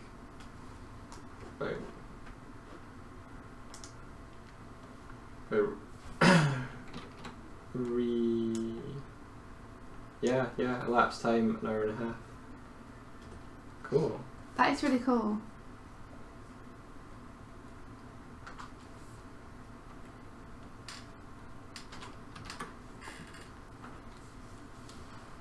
What's really bad, Eileen? Confusing. I didn't read. I'm in storyboard town. Yeah, no worries. Don't worry about the chat so much. I'll relay it. Okay.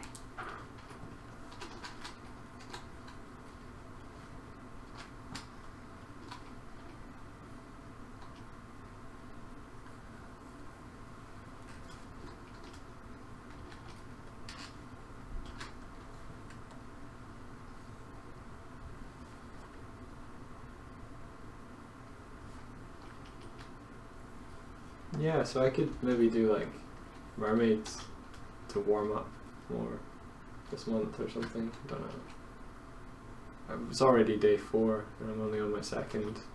My previous one, which I did last night, is kind of like this looking one. Slightly more green and meany greeny.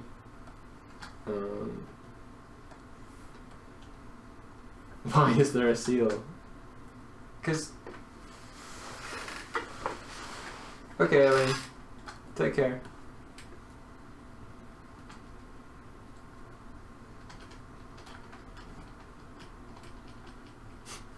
Nice.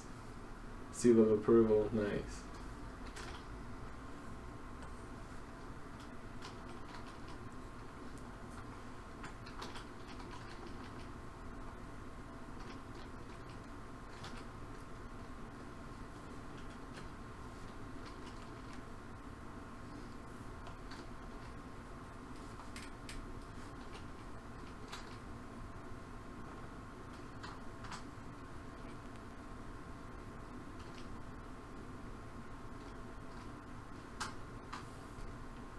It's cool, there's so many different variations on mermaids that you could potentially do for the whole month.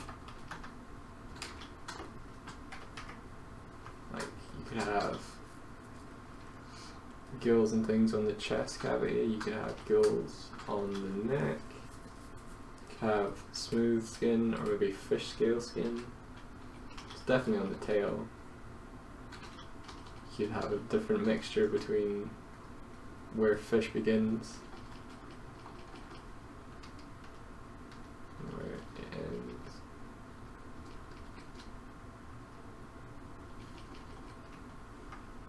I love those kind of fish tails that look so translucent. Maybe we should do an accent color, like this one for the tail, something warm.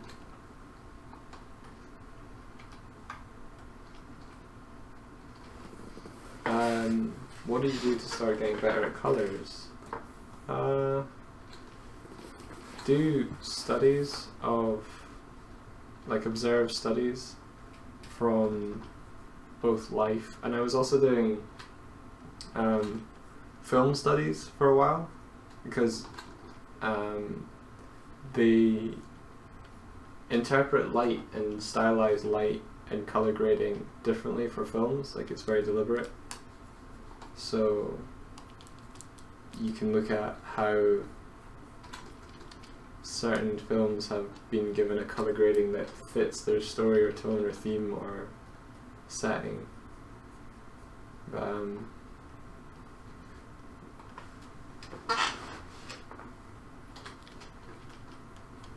Yeah, the thing I would advise really for getting kind of a color harmony in your piece is that you have 1 to 2 main, like a primary and a secondary color for your piece.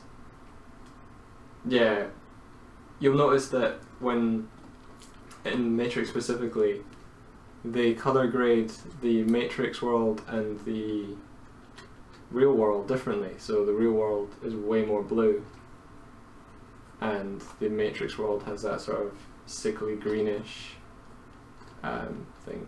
And that's so that when you like scrub through the movie, you immediately know where they are and where things are taking place. Like, that's very deliberate. I guess colour scripts are really cool to look at for that. Yeah. Yeah, have a look at colour scripts to see how they change over time, and see if you look at the colour script for a movie you've seen, whether you can like look at the colour script and identify like what part of the movie that is in.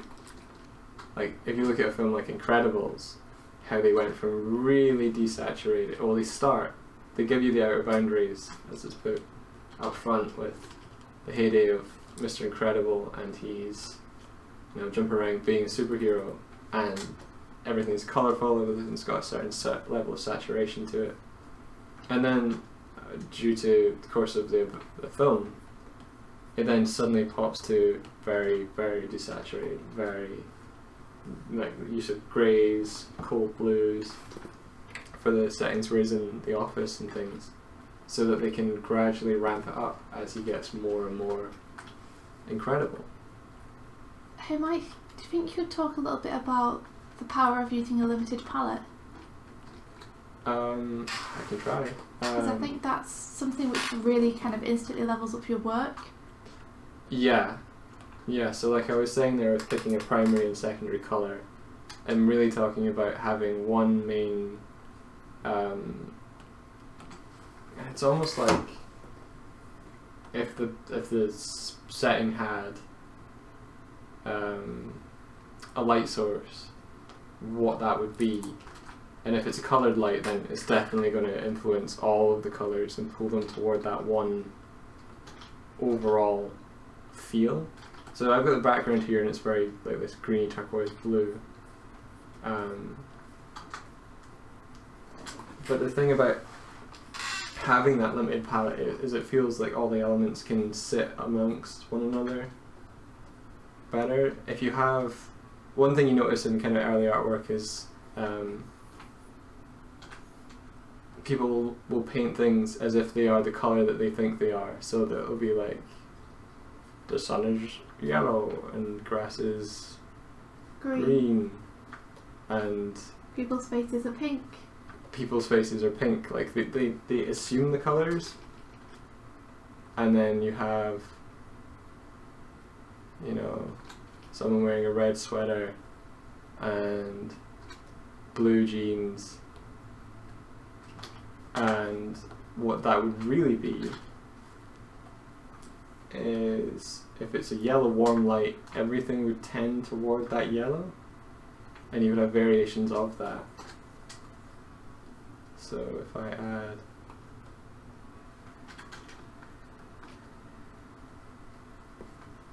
a color layer over that, subtle one, the grass wouldn't be that stupid green. This is a really bad example, but like the red would tend towards more of an orange.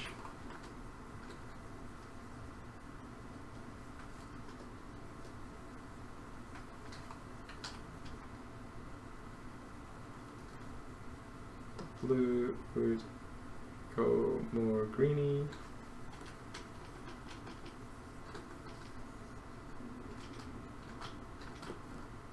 And the peach would make that slightly warmer.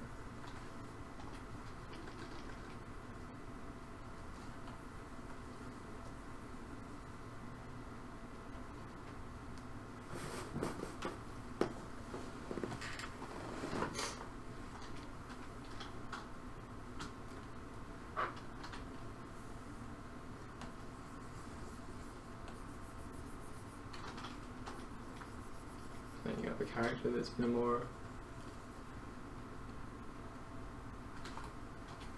sunsetty environment.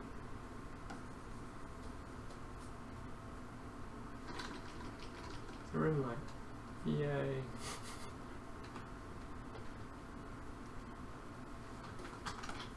Was anything important on this there? No. Cool.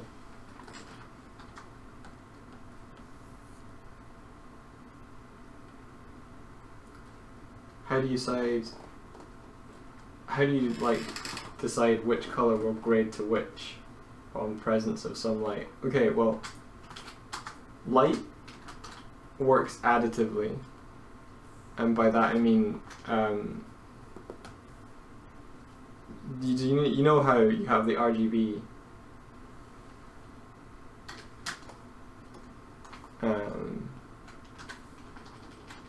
is a way of representing color. So you got R, you got G, and you got B. So if I color over with my blue, as the two opacities mix, you get the colors in between.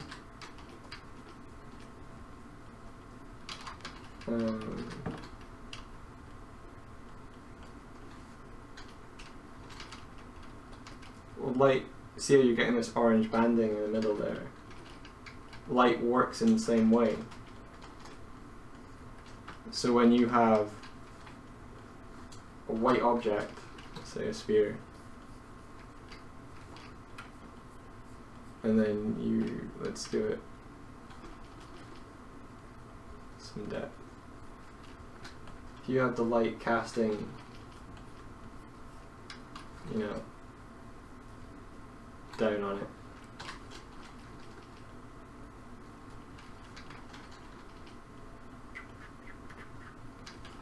let's give it a ground plane as well. Color is very much about understanding light. Like you wouldn't see color without light.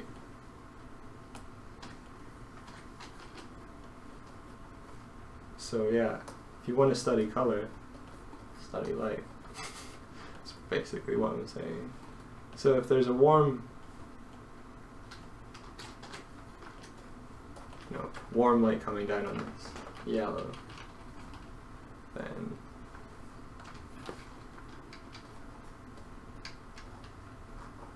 not that yellow, warmer yellow.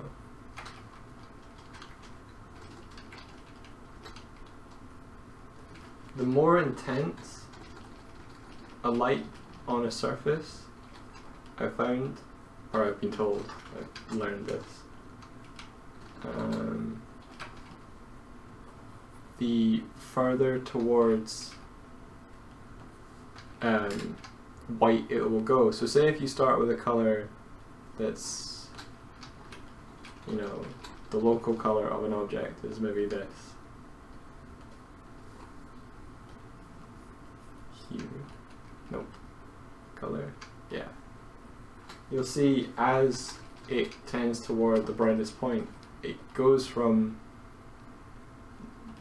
more saturated, like things tend to go, it's not less saturated, it's just more intense bright towards this kind of white highlight. I'm trying to remember what the actual term is. I need to scrape together this knowledge in a better, more formulated way. This is kind of good though, because it is giving you an idea of what people want to know. Yeah. Mike's going to do a colour lecture for a group next week, so he's been thinking of doing a video on it, so this is kind of helpful in terms of him deciding what he should cover. Yeah. Halfway through the boards, monster boars, yeah, do Aline. The thing to remember as well is light's going to pull your objects together because nothing sits in isolation either. So say you've got this warmer light, you will have cooler shadow, tends to be the case.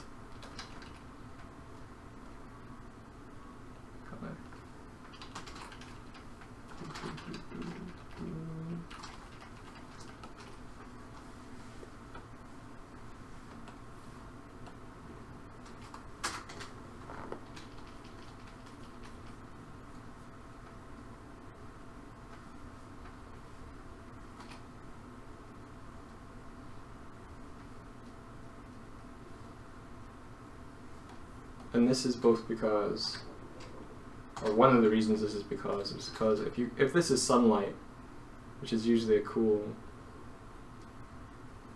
light, then if there's a sky above it, this is getting some of the blue light information.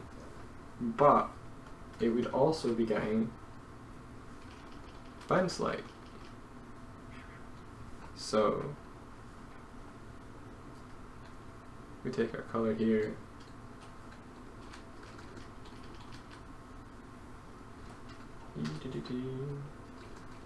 this doesn't have bounce light, yeah, you have your shadow in there.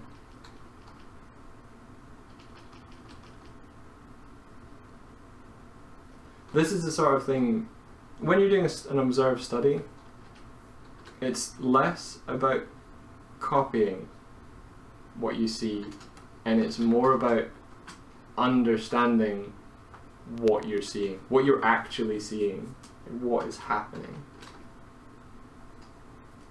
Why would this be slightly grayer down here? Because it's in the shadow side, but you've also got light bouncing off this onto this, and light from this bouncing onto this.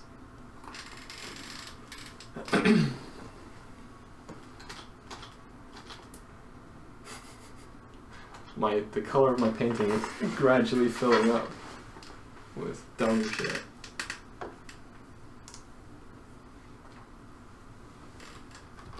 Definitely mention a part of how to practice color. We need a long-term plan. I need to get my button gear and get some work done for the group this week. Hello Al. Hey Al. Okay, I'm good, my man. You. Also, if I didn't say it before, Daniel, I don't know if I'm going to color Demon Tower animation today. I tried to color it, it didn't turn out very well. I need to learn more about color. Wow! I need to learn more about color too, so maybe I can talk about it a bunch and you guys can ask me questions and we'll see if we can learn it together. How to decide which palette is appropriate for which story point. I want to part with examples of color comps and some time for everyone to question themselves about how it makes them feel. Yes, if we could all discuss our thoughts on a few color comps, that'd be awesome. Not really a lecture though. Yeah, trying to find that appropriateness for a story point is really hard. But I think if you think about story points in terms of like where the peak of the drama is occurring or what height or intensity the emotional stakes are in any given scene, you can kind of pitch how much contrast you want to create in that setting. So if you want something to feel calm, you'll probably have less stark contrast between differing types of color. Or if you want to make people feel uneasy or like there's sort of imminent danger, you might heighten a particular color and like engulf the character in that. I'm thinking like things from Kubrick films where, I think it's Kubrick, it's one of them, where I've got in my head a bathroom scene and the bathroom is just a pure red and Jack Nicholson is surrounded by it. That sort of thing. Can a desaturated scene be happy? Yeah. I mean, imagine you have a really warm, like a warmish, peachy color, you know, something up here.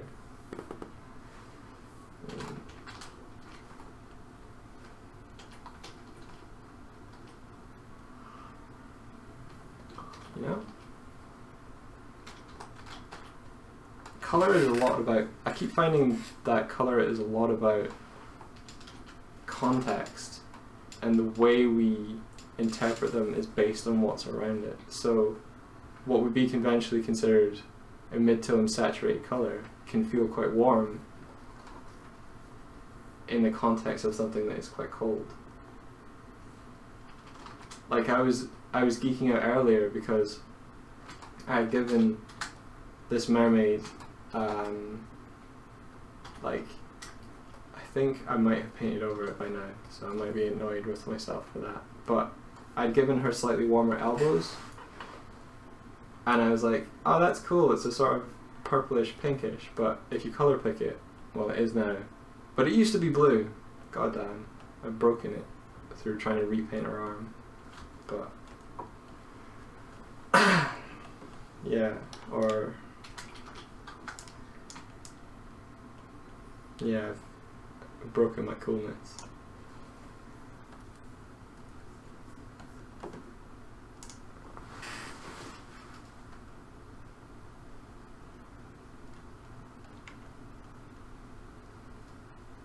seems always like red equals danger and blue equals sad. Like, I feel it can really be more sophisticated than that. And yeah, when you paint in contrast and U-shift, so even a little bit changes so much.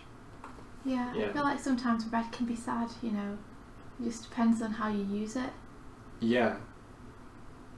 Yeah, I feel like there's no hard and fast rules where a particular colour means something. Like, there's not going to be a case where you use something to particularly create a feeling. It's all about the context in which it is used. Yeah, would you say that's both story context, like what else is around it in terms of actual objects, as well as colour context in that the colour will appear differently depending on what colours it's next to? Yeah, both. Very much both. Because I forget what it's called, but yeah, that place where you have like two colours next to one another. Like, what colour is that? This here.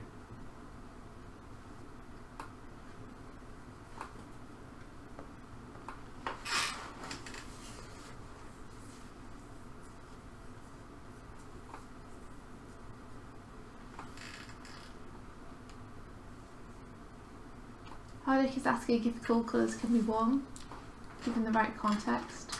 Hey Vivian. Yep. Yeah, they hey can. Vivian.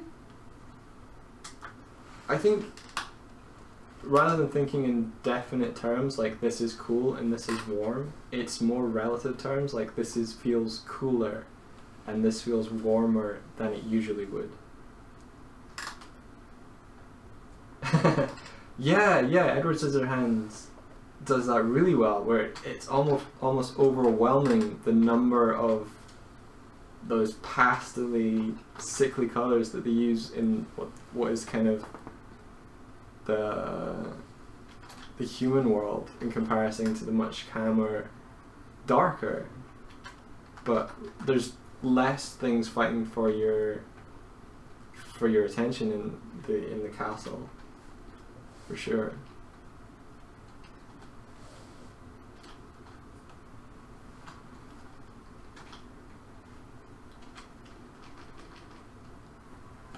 Oh, color's just so cool.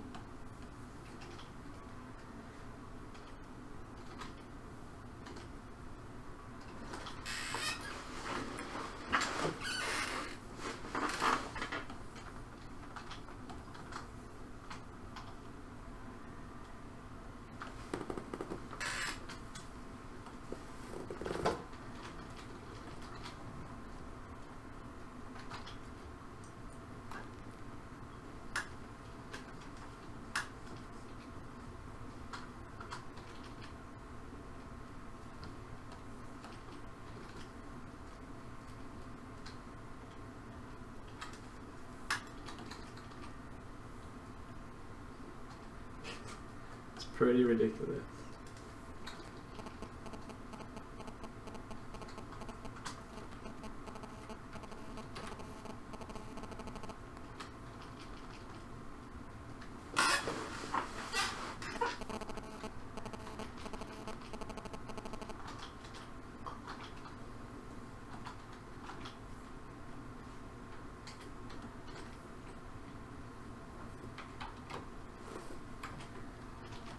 But yeah, if you take this character for example, I'm using 3 main colours, pretty much. I've got the purple, I've got the blue of her skin tone, and I'm going to have these kind of, what is essentially a grey, as my sort of warmer yellow. Like, this to me feels like creamy webbing, sort of like, you know, when you shine a torch through your fingers, sort of that subsurface scattering ridiculousness is what I have in mind when I'm doing that. But if you look at my color picker, It is a mid-tone, desaturated purple.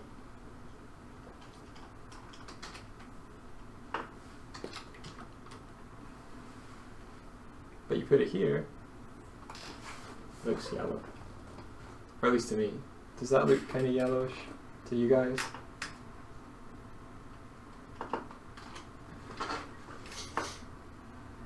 Oh, take care, Dewey. I know if you're on different time zones.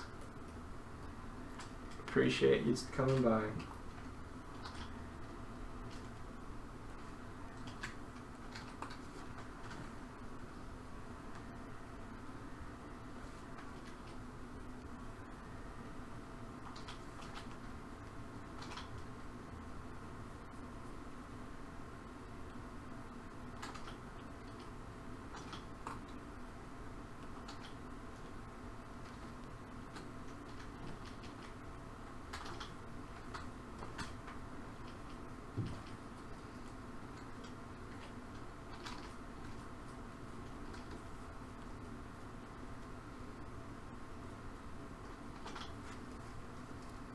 I tend to work a lot with opacity being controlled by my pen pressure so that I can mix two colors. So if I want to push something to be more red, I just sort of put it over and then I pull it back with the eraser on a soft eraser and I get pops of that color, but it's not a full thing.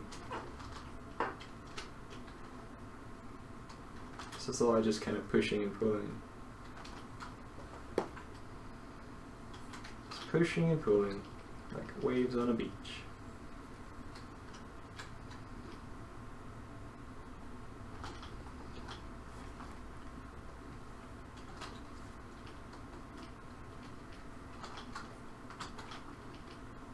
I should probably set up a new window so you don't have to keep tracking me.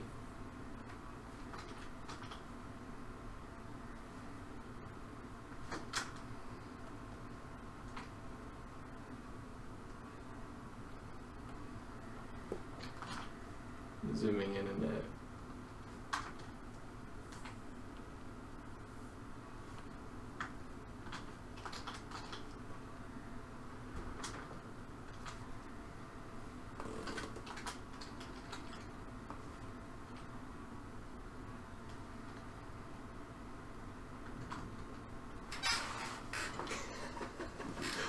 Oh man, I just noticed L's suggestion for Claire is a zebra turkeyfish mermaid. Oh man, that's amazing. What a combo.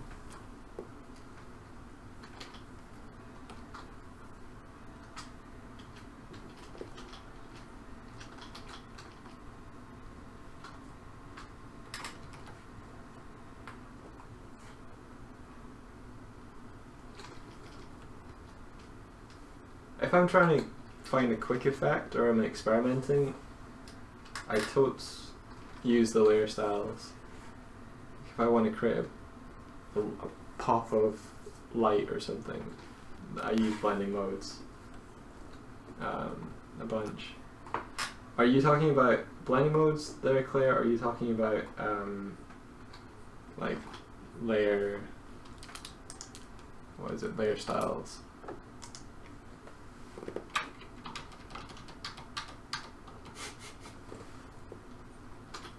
Okay, now I need to see a zebra turkeyfish.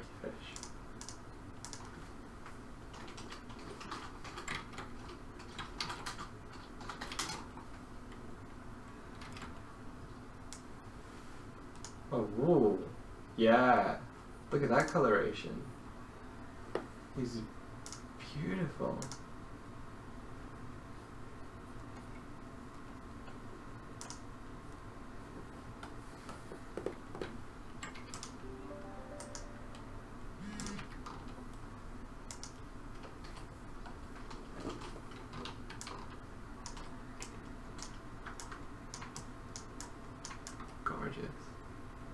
No more fresh.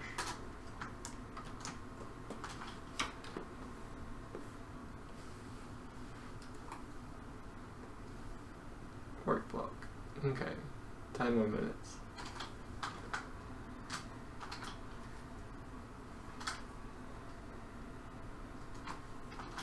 Yeah, blending modes can be pretty potent if used correctly.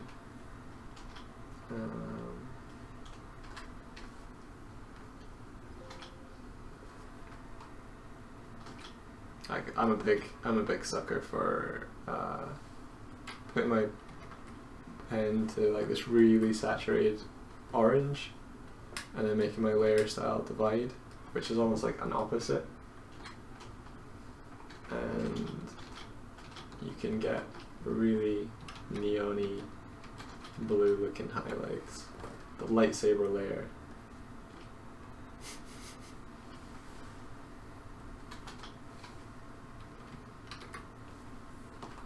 And then Control U for your hue saturation, and then just see what fits.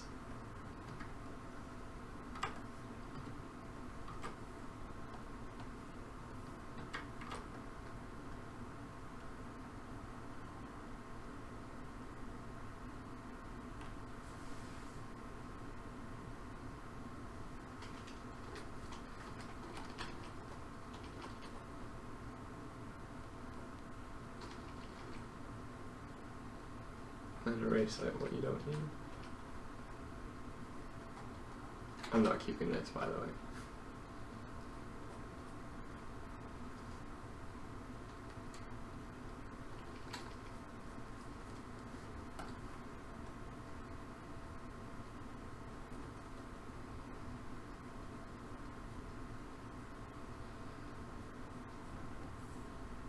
There's probably really scientific reasoning and uses for the blending modes.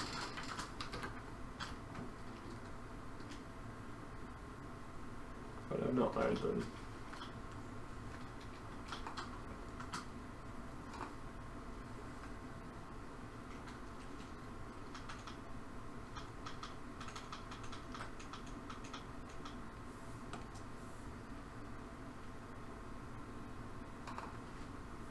See you, Hardick.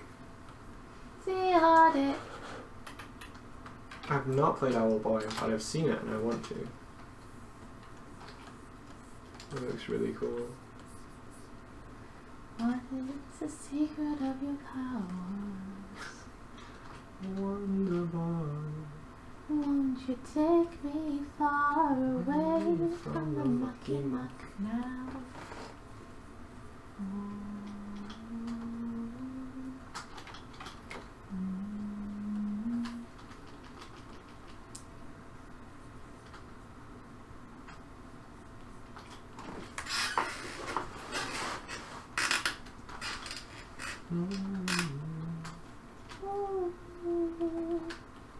What is the secret of your powers?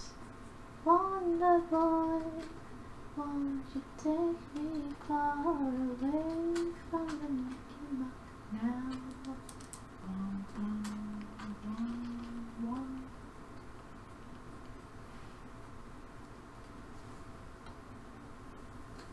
Claire says she really likes owls. I love owls. We're really excited because we actually booked ourselves a holiday this year, and to be honest it was kind of through peer pressure, but we're really glad that we did, because for the first time ever we're actually going to go to Japan.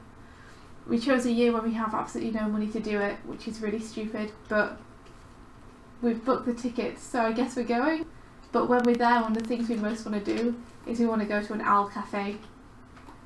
We want to have an owl with us for a little while that we can say hello to and have by our table. Yeah. A little owl. Owl Boy would be a very good Let's Play game in the future. Nudge nudge, wink wink. Oh really? Ooh. Okay. Okay. I'm game if you're game, dog. I'm game if you're game. Owl Boy looks cool. I'm definitely up for that.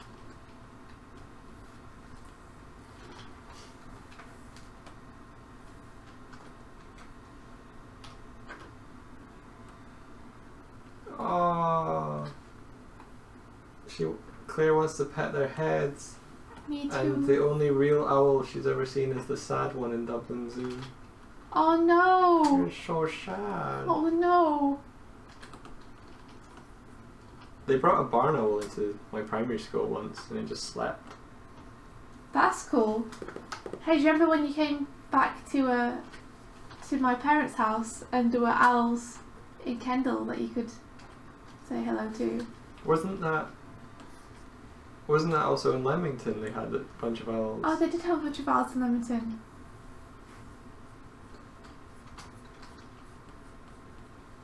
Just in the town square. I think they were collecting for the owls. So they had a bunch of them out in the town square so that people could see them and it would encourage them to donate. They were cute. I felt bad for them a bit. Me too. They were cute. They were cute, but they were all like chained, tied to their little perches. Let them attack the wildlife. Let them attack the children.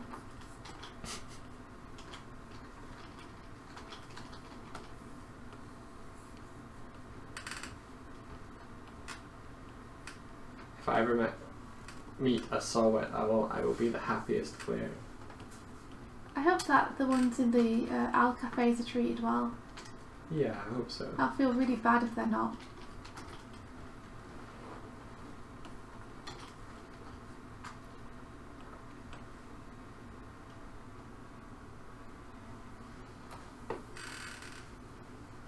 See ya. See ya, Aline. Bye, Aline!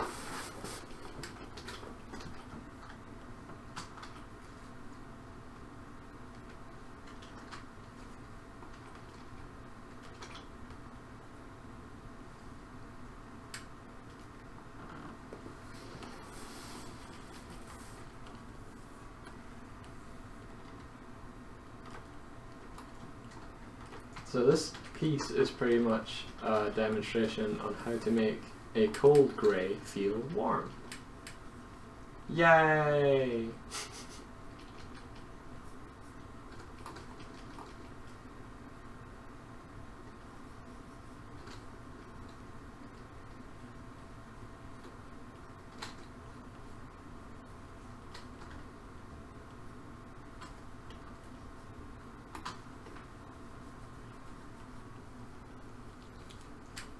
Glad. We're so glad to see you. No, no.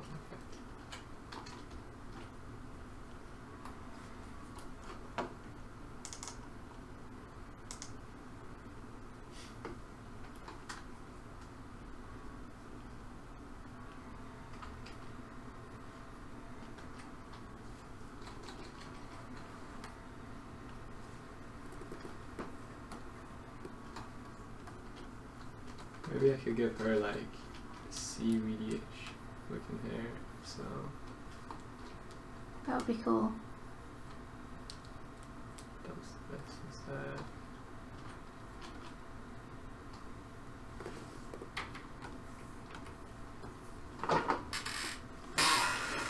I'm not sure. I had only heard about Mermaids for May last night. So this is my second just mermaid for funsies, but it could be pretty cool. I mean, I need to take part in more things like that. And it's just time commitments. Yeah. So I'm not sure yet. Like frostplay is a big time commitment at the minute. Yeah. Especially since I'm not able to put as much work into it as I want to at the minute because I have lots of other dedications.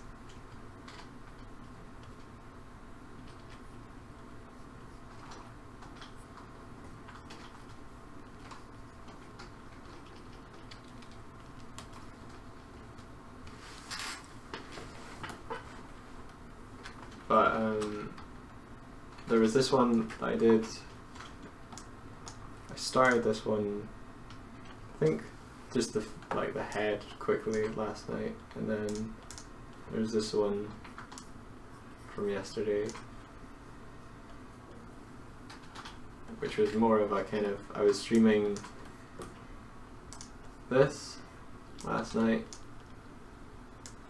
and I did this as a way to break up painting this. This is Frostblight that India just mentioned there. Do more of these in the coming days and weeks. Maybe starting a new page soon.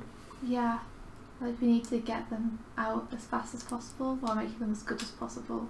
Yeah.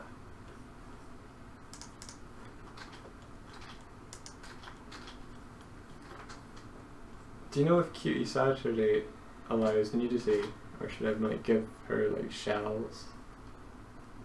Oh, I think they allow not safe for work things. I'm not the best person to ask, to be honest.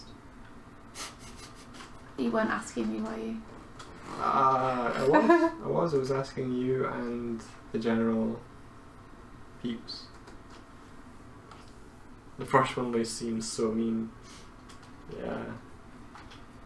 She was a pretty mean mermaid. This one's more like, I guess because I've given her red Ariel hair in a way. It's kind of a take on Ariel a bunch.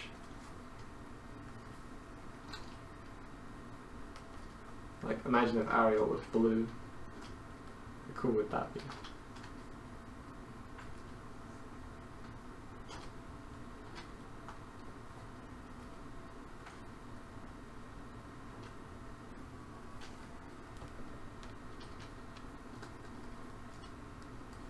But yeah, Daniel, if you want help or advice on your on the colors you were doing for the animation for the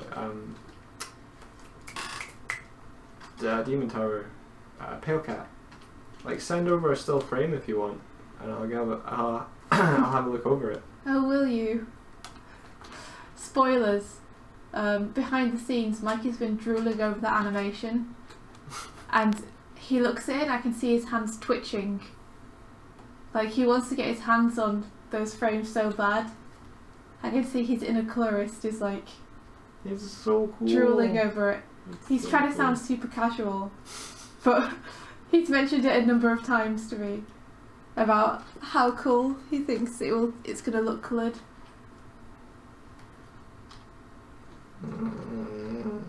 Sorry, Mike. I'm not sorry. At this point, India then turns around and goes, "Yeah, but he doesn't have time to do it, so." Oh, it's Daniel's Pale Cat animation. Link time. Link time. Daniel Barrow.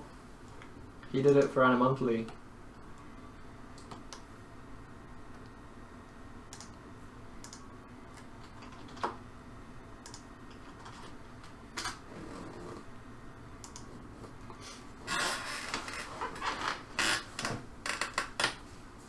It's the boopiest.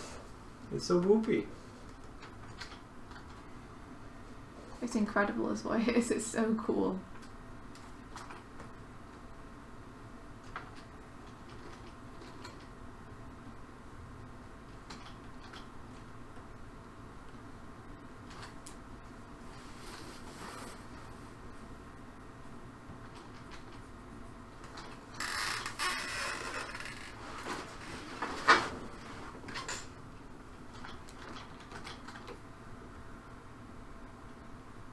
Yay, sharing the animation love.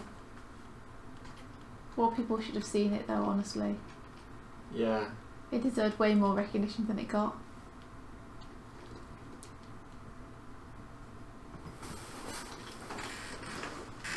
It's the mission. Get animation seen and enjoyed. Oh, just like... I want to know about all of it. I want to see all of it. I wanna know. Can you show me? Boom, boom, boom, boom, boom, boom, boom, boom, boom. Retweeted. Yeah. Yeah, L. Yeah.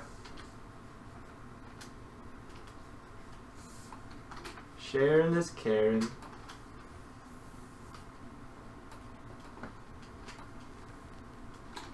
I don't know if I've said this like on stream or anything yet, but the the anxious face, the piece you put up recently, Elle, had me like in stitches. Just, I'm not anxious. I'm anxious. That face. Let me. LA power. Power.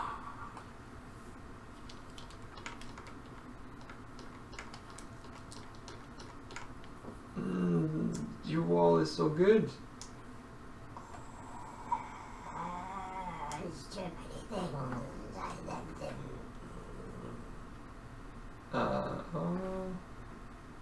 Oh, that man is adorable. Okay, don't get Axel on those. God damn it! Where is your drawing? Oh, there it is.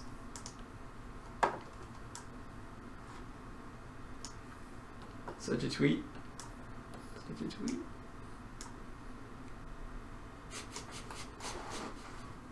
He's so good. I'm not anxious. That's just my face. Oh yeah, I saw that. It is amazing.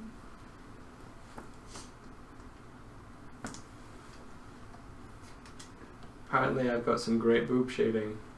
Nice. Why, thank you.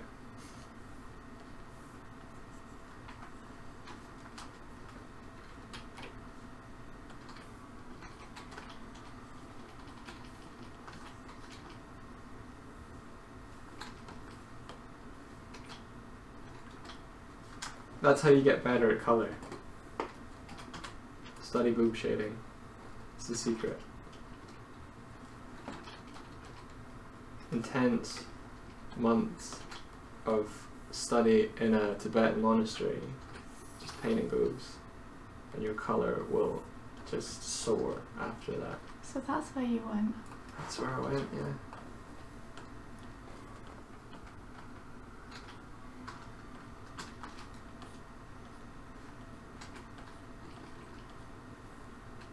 Honestly though, my colour sense is just gut instinct most of the time. Like trying to describe or advise. I do a lot of thinking. Some people might visualize what they want to see first, and then they're like, yeah, that's what I want to do, and then they do it. I'm very much I have no idea what I'm doing, and think about it through the motion of drawing. So it makes discussing ideas kind of trickier for me, because I'm trying to think about it in a passive way, and I brainstorm better by doing. I don't know how I tangented onto that, but yeah. I'm gonna give her some pit webs so she can steer with her armpits. Why not?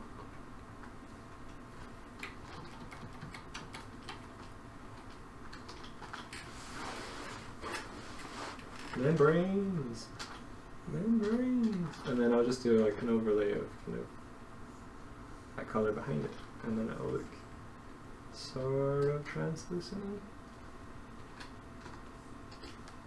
Gas. I have webbed toes, so I get a lot of practice looking at webbed skin.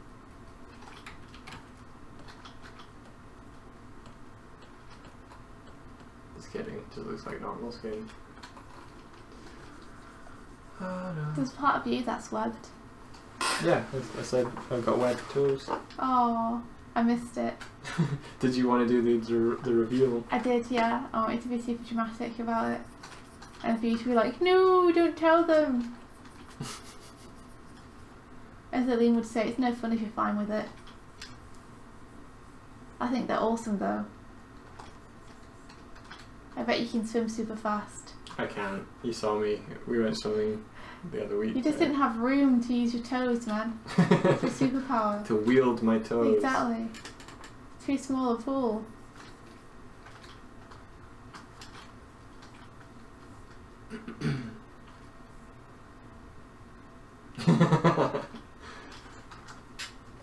where you're just like, I don't know how to break this to you, Mike, but it sounds like you're an artist.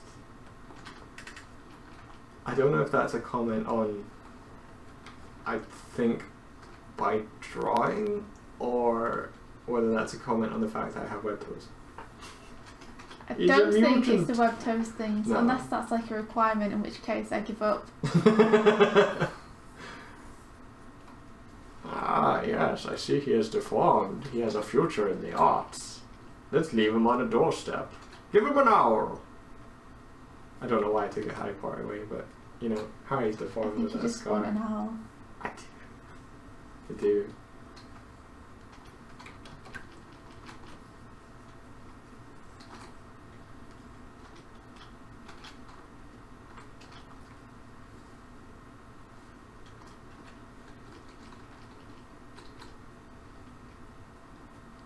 So yeah, I wanted to put an edge on here, and I instinctively took it from here. I knew I wanted it to be lighter, so I moved to the left, desaturated, moved up to intensify the light on it, and I picked there. You kind of want to move diagonally, and also nudge it warmer if you're going lighter, and nudge it colder if you're going darker. So you end up, so you have a local colour, this lovely purple here.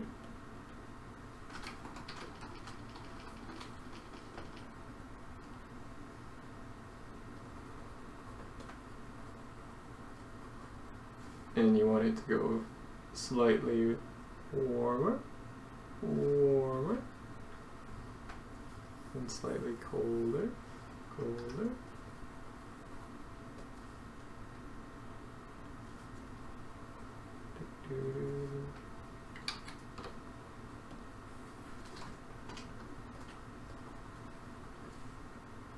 More colder.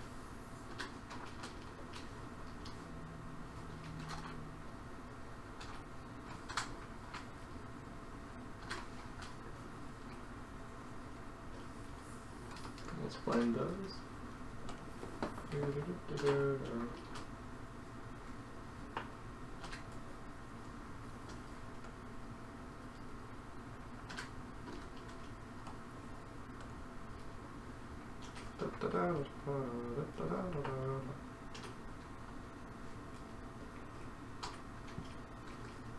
Not the most accurate gradient ever, but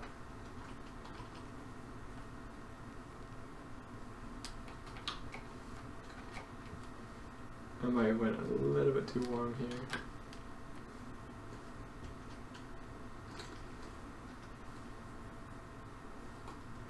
Over here.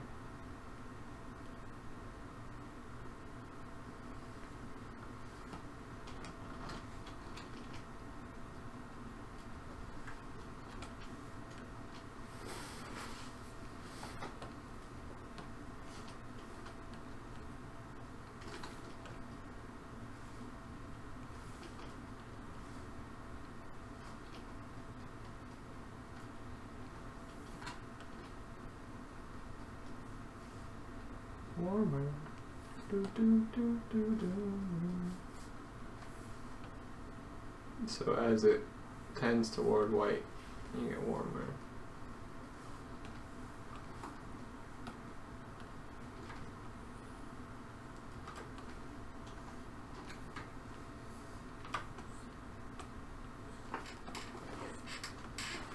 Awesome! Daniel's going to upload color frames to Discord so you can get feedback. Awesome. Awesome. Oh, awesome, that's awesome. awesome. Oh, see, Mike, your dream came true. My dream. It really is his dream. My dream.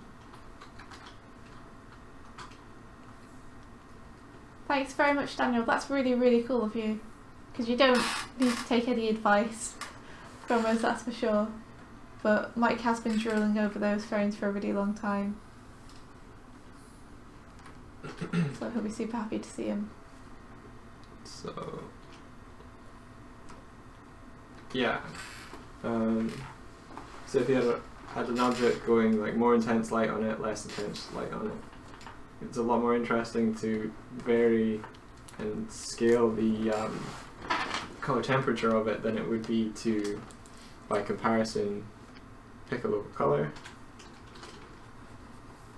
and then go straight down.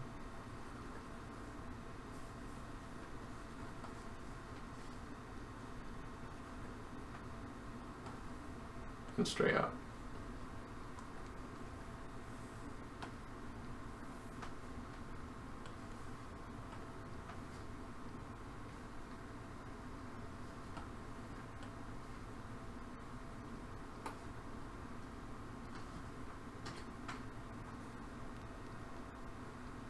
I mean, this doesn't look terrible, but this is going to create more interest.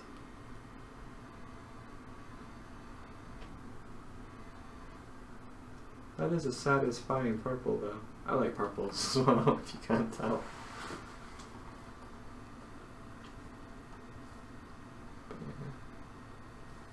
So say you had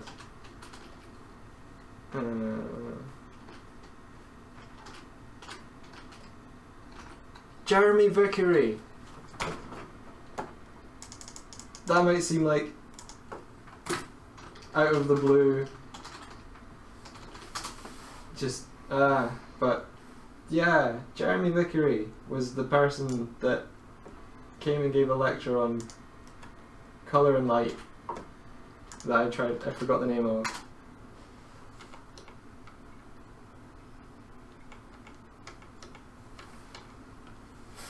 Yes. I worked on Pixar things.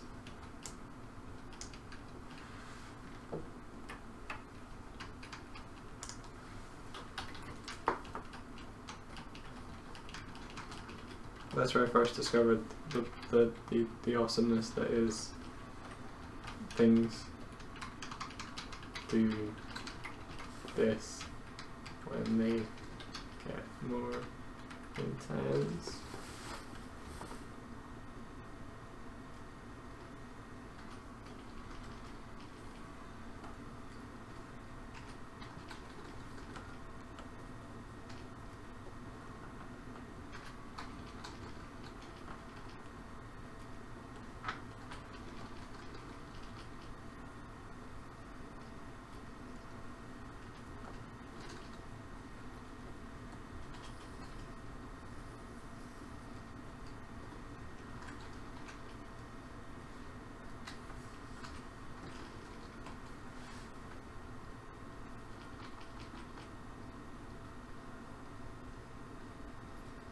So yeah, when you're doing like painted studies of anything,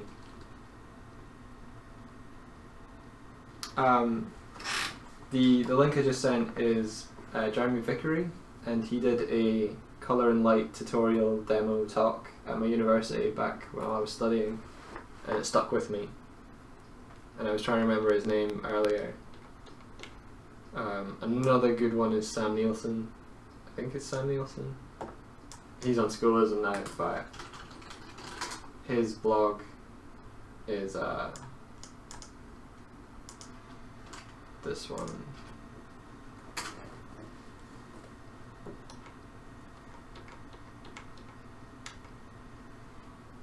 Super nice.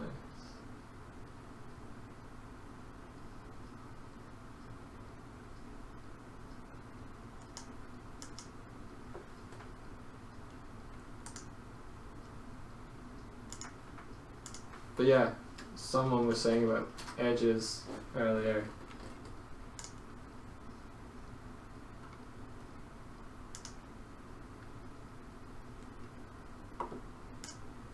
Ah.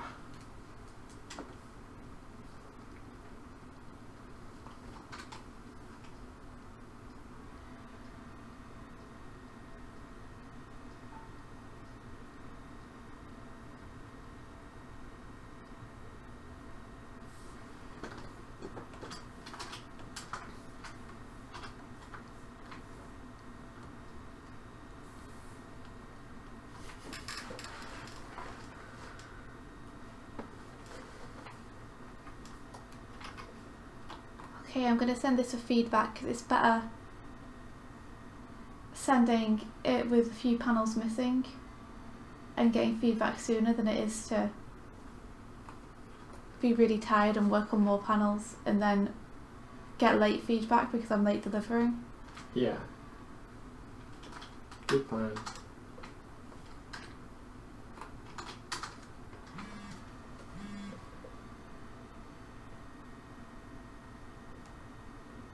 Except I think it might have just frozen. No way. Do you have a backup? This was me saving it.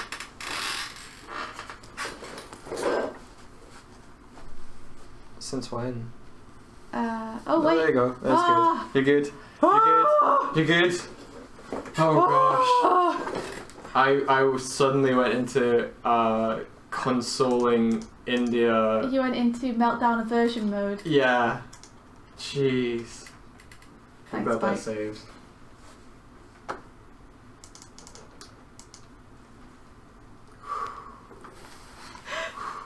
Don't worry. I appreciate it though. Ooh, I have been told about a thing in the Twitters. I love that you guys can whenever the streams, you can just be like, yeah, we'll just go hang out and talk about cool things in the Discord. Yeah, that's super cool.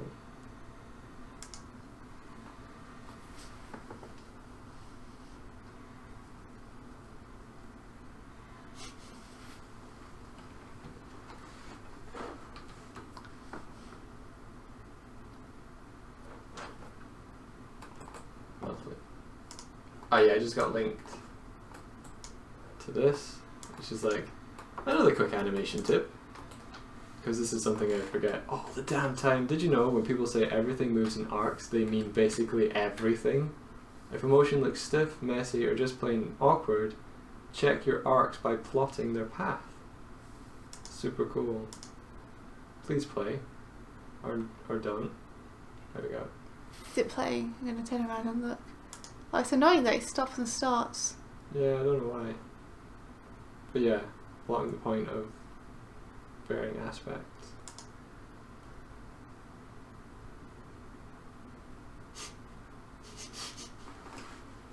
That's really cool though. I wonder if they just... I wonder how they did that. Have you retweeted it? Could you, so I can find it? Retweet. Thanks, dude.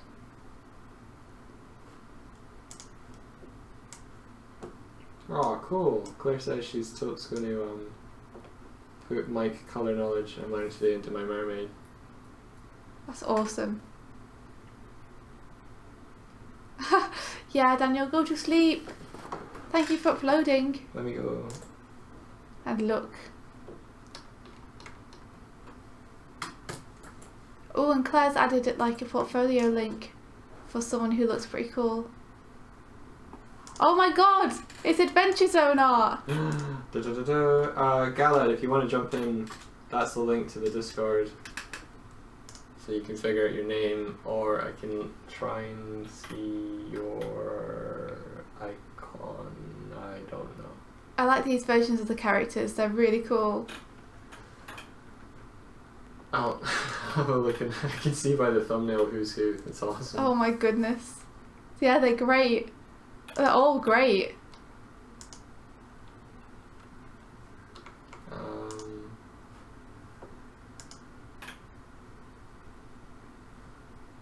Where... I think you're up to date with Zonecast, but I'll not look. What do you mean? Alice saying, be careful, spoilers. Oh, okay, yeah. I'll let you know if there's any spoilers in here. Oh. Dude, we're looking at Daniel's frames. Open original. Yes.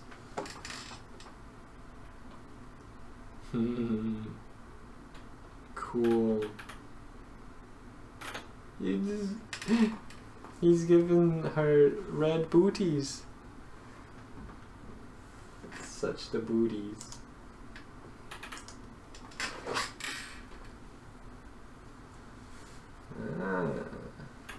Like They both have red booties. Okay. Oh my god, yeah, Claire, this artist is amazing. I Is love that his version of Angus, yeah. It's so cute. Look at him peering over the top of the couch.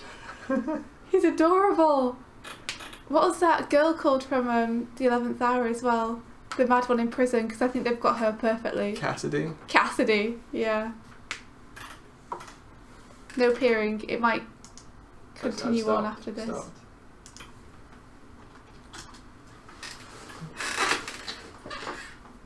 Okay. Copy image. Oh, I love that version of Killian as well.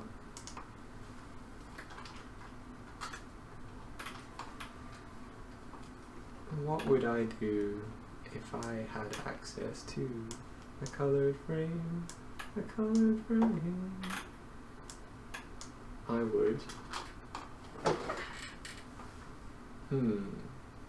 I would maybe consider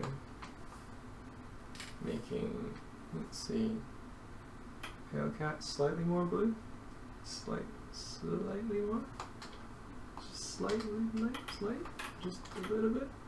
No, don't do that. Oh my god, Hamilton the musical visual development.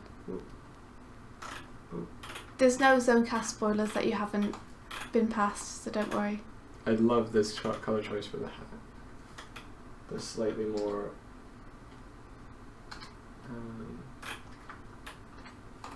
maybe slightly purplier more boots. I'm not sure. No, maybe not. So this is where you see Michael go into his experimental. Not really sure what I'd be doing with this phase. I'd probably make this more grey. More grey.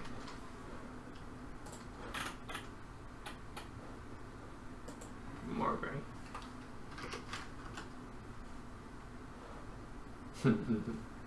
I would add a little bit of warmth to him. Oh no. Keeps.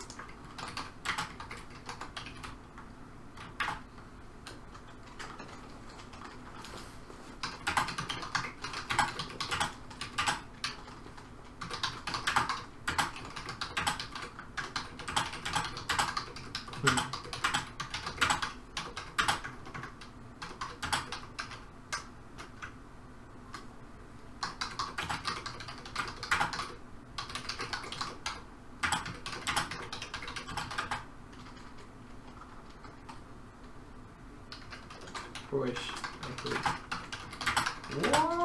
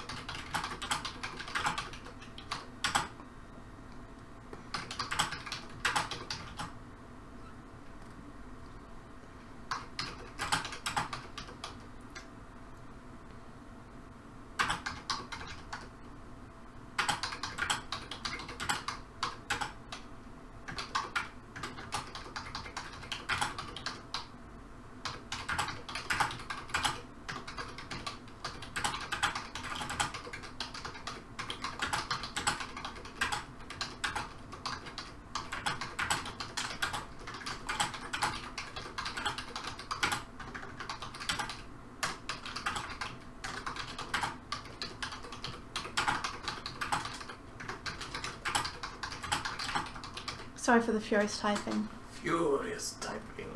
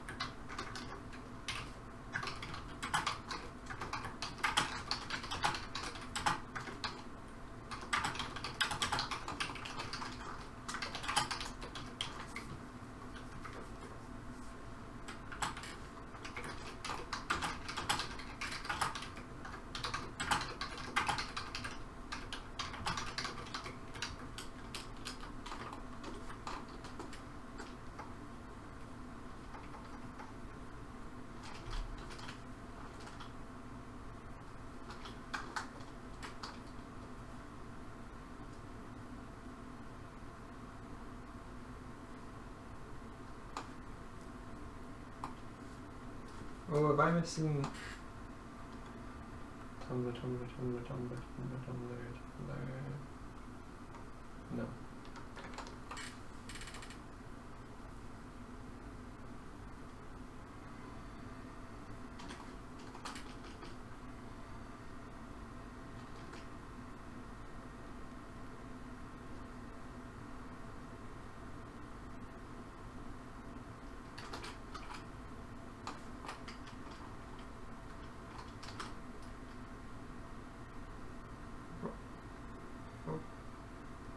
Cancel.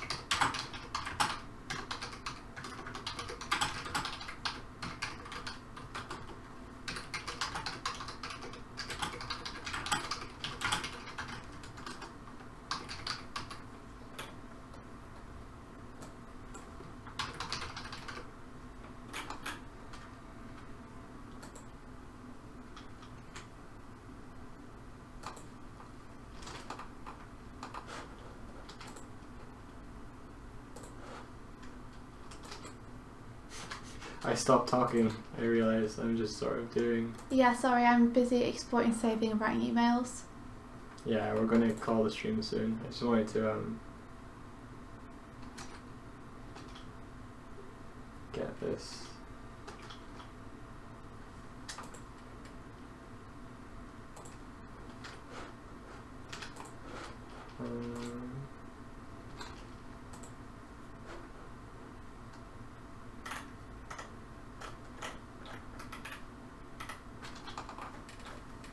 I definitely have a kind of what would Mike do approach to colour.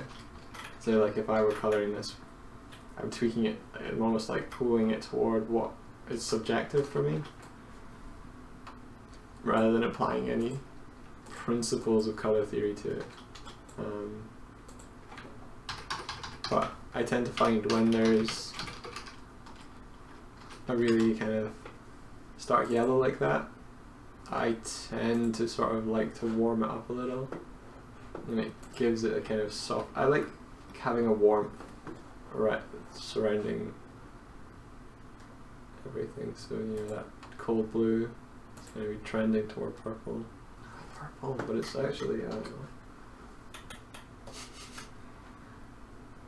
It's not purple. Wait. All layers. It is purple. Okay. It's more purple.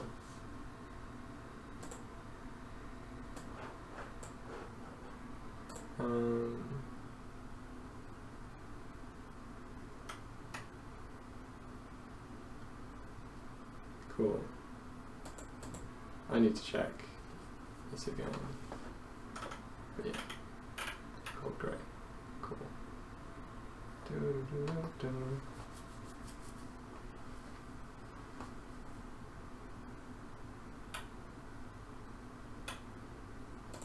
I think that's what I would go with. Or I would try that out and see how it looked in motion. And then probably if this Polka Duck is going to use flame effects, I would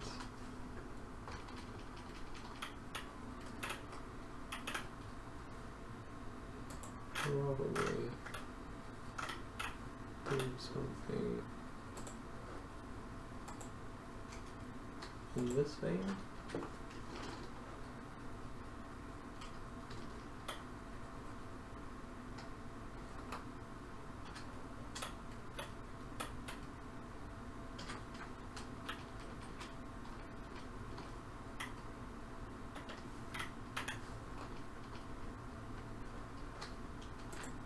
Here's a cool trick for you to know. If you have something that is so bright and it's the light source is visible,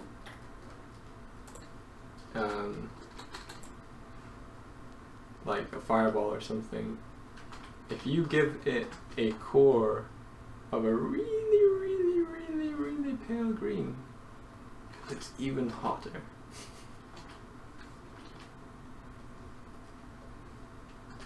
Why is that? I don't know if it's like it's simulating, you know, when you look at the sun and then you're like, and then you have those kind of colored dots. I don't know if it's like almost like overstimulating the eye, but this effect, this color, looks like you've done that to yourself. You haven't. The thing which revolutionised my shading was discovering that when the sun is casting light on you, is you give the white light that's been casted on you a border of orange. Like you either draw the border in orange pencil or you just colour a bit of orange before it goes into the shadow. Then it looks super cool. Anywho, I'm going to go and have a nap because I've just sent those files over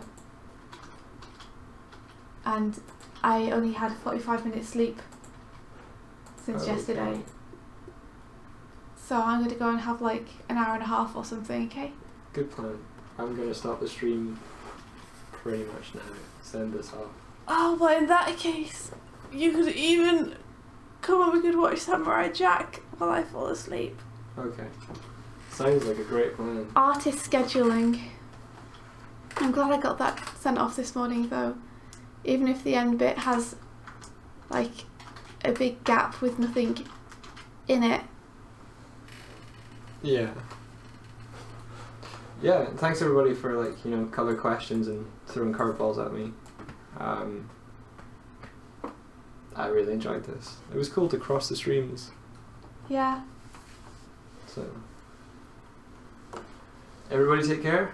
Have a great day. May it be filled with you know what. And adventure! That's the one! And we're gonna go watch some Samurai Jack and snuggle because that's fun. Oh yes. Oh cool, and my director just got back to me. With feedback. Well. Immediately. Well, now you have to do this, India. No, he says, from what I could see from the little preview, he'll take a look and we should meet tomorrow to go over stuff. Cool. So that's cool. Take care, everyone. See ya.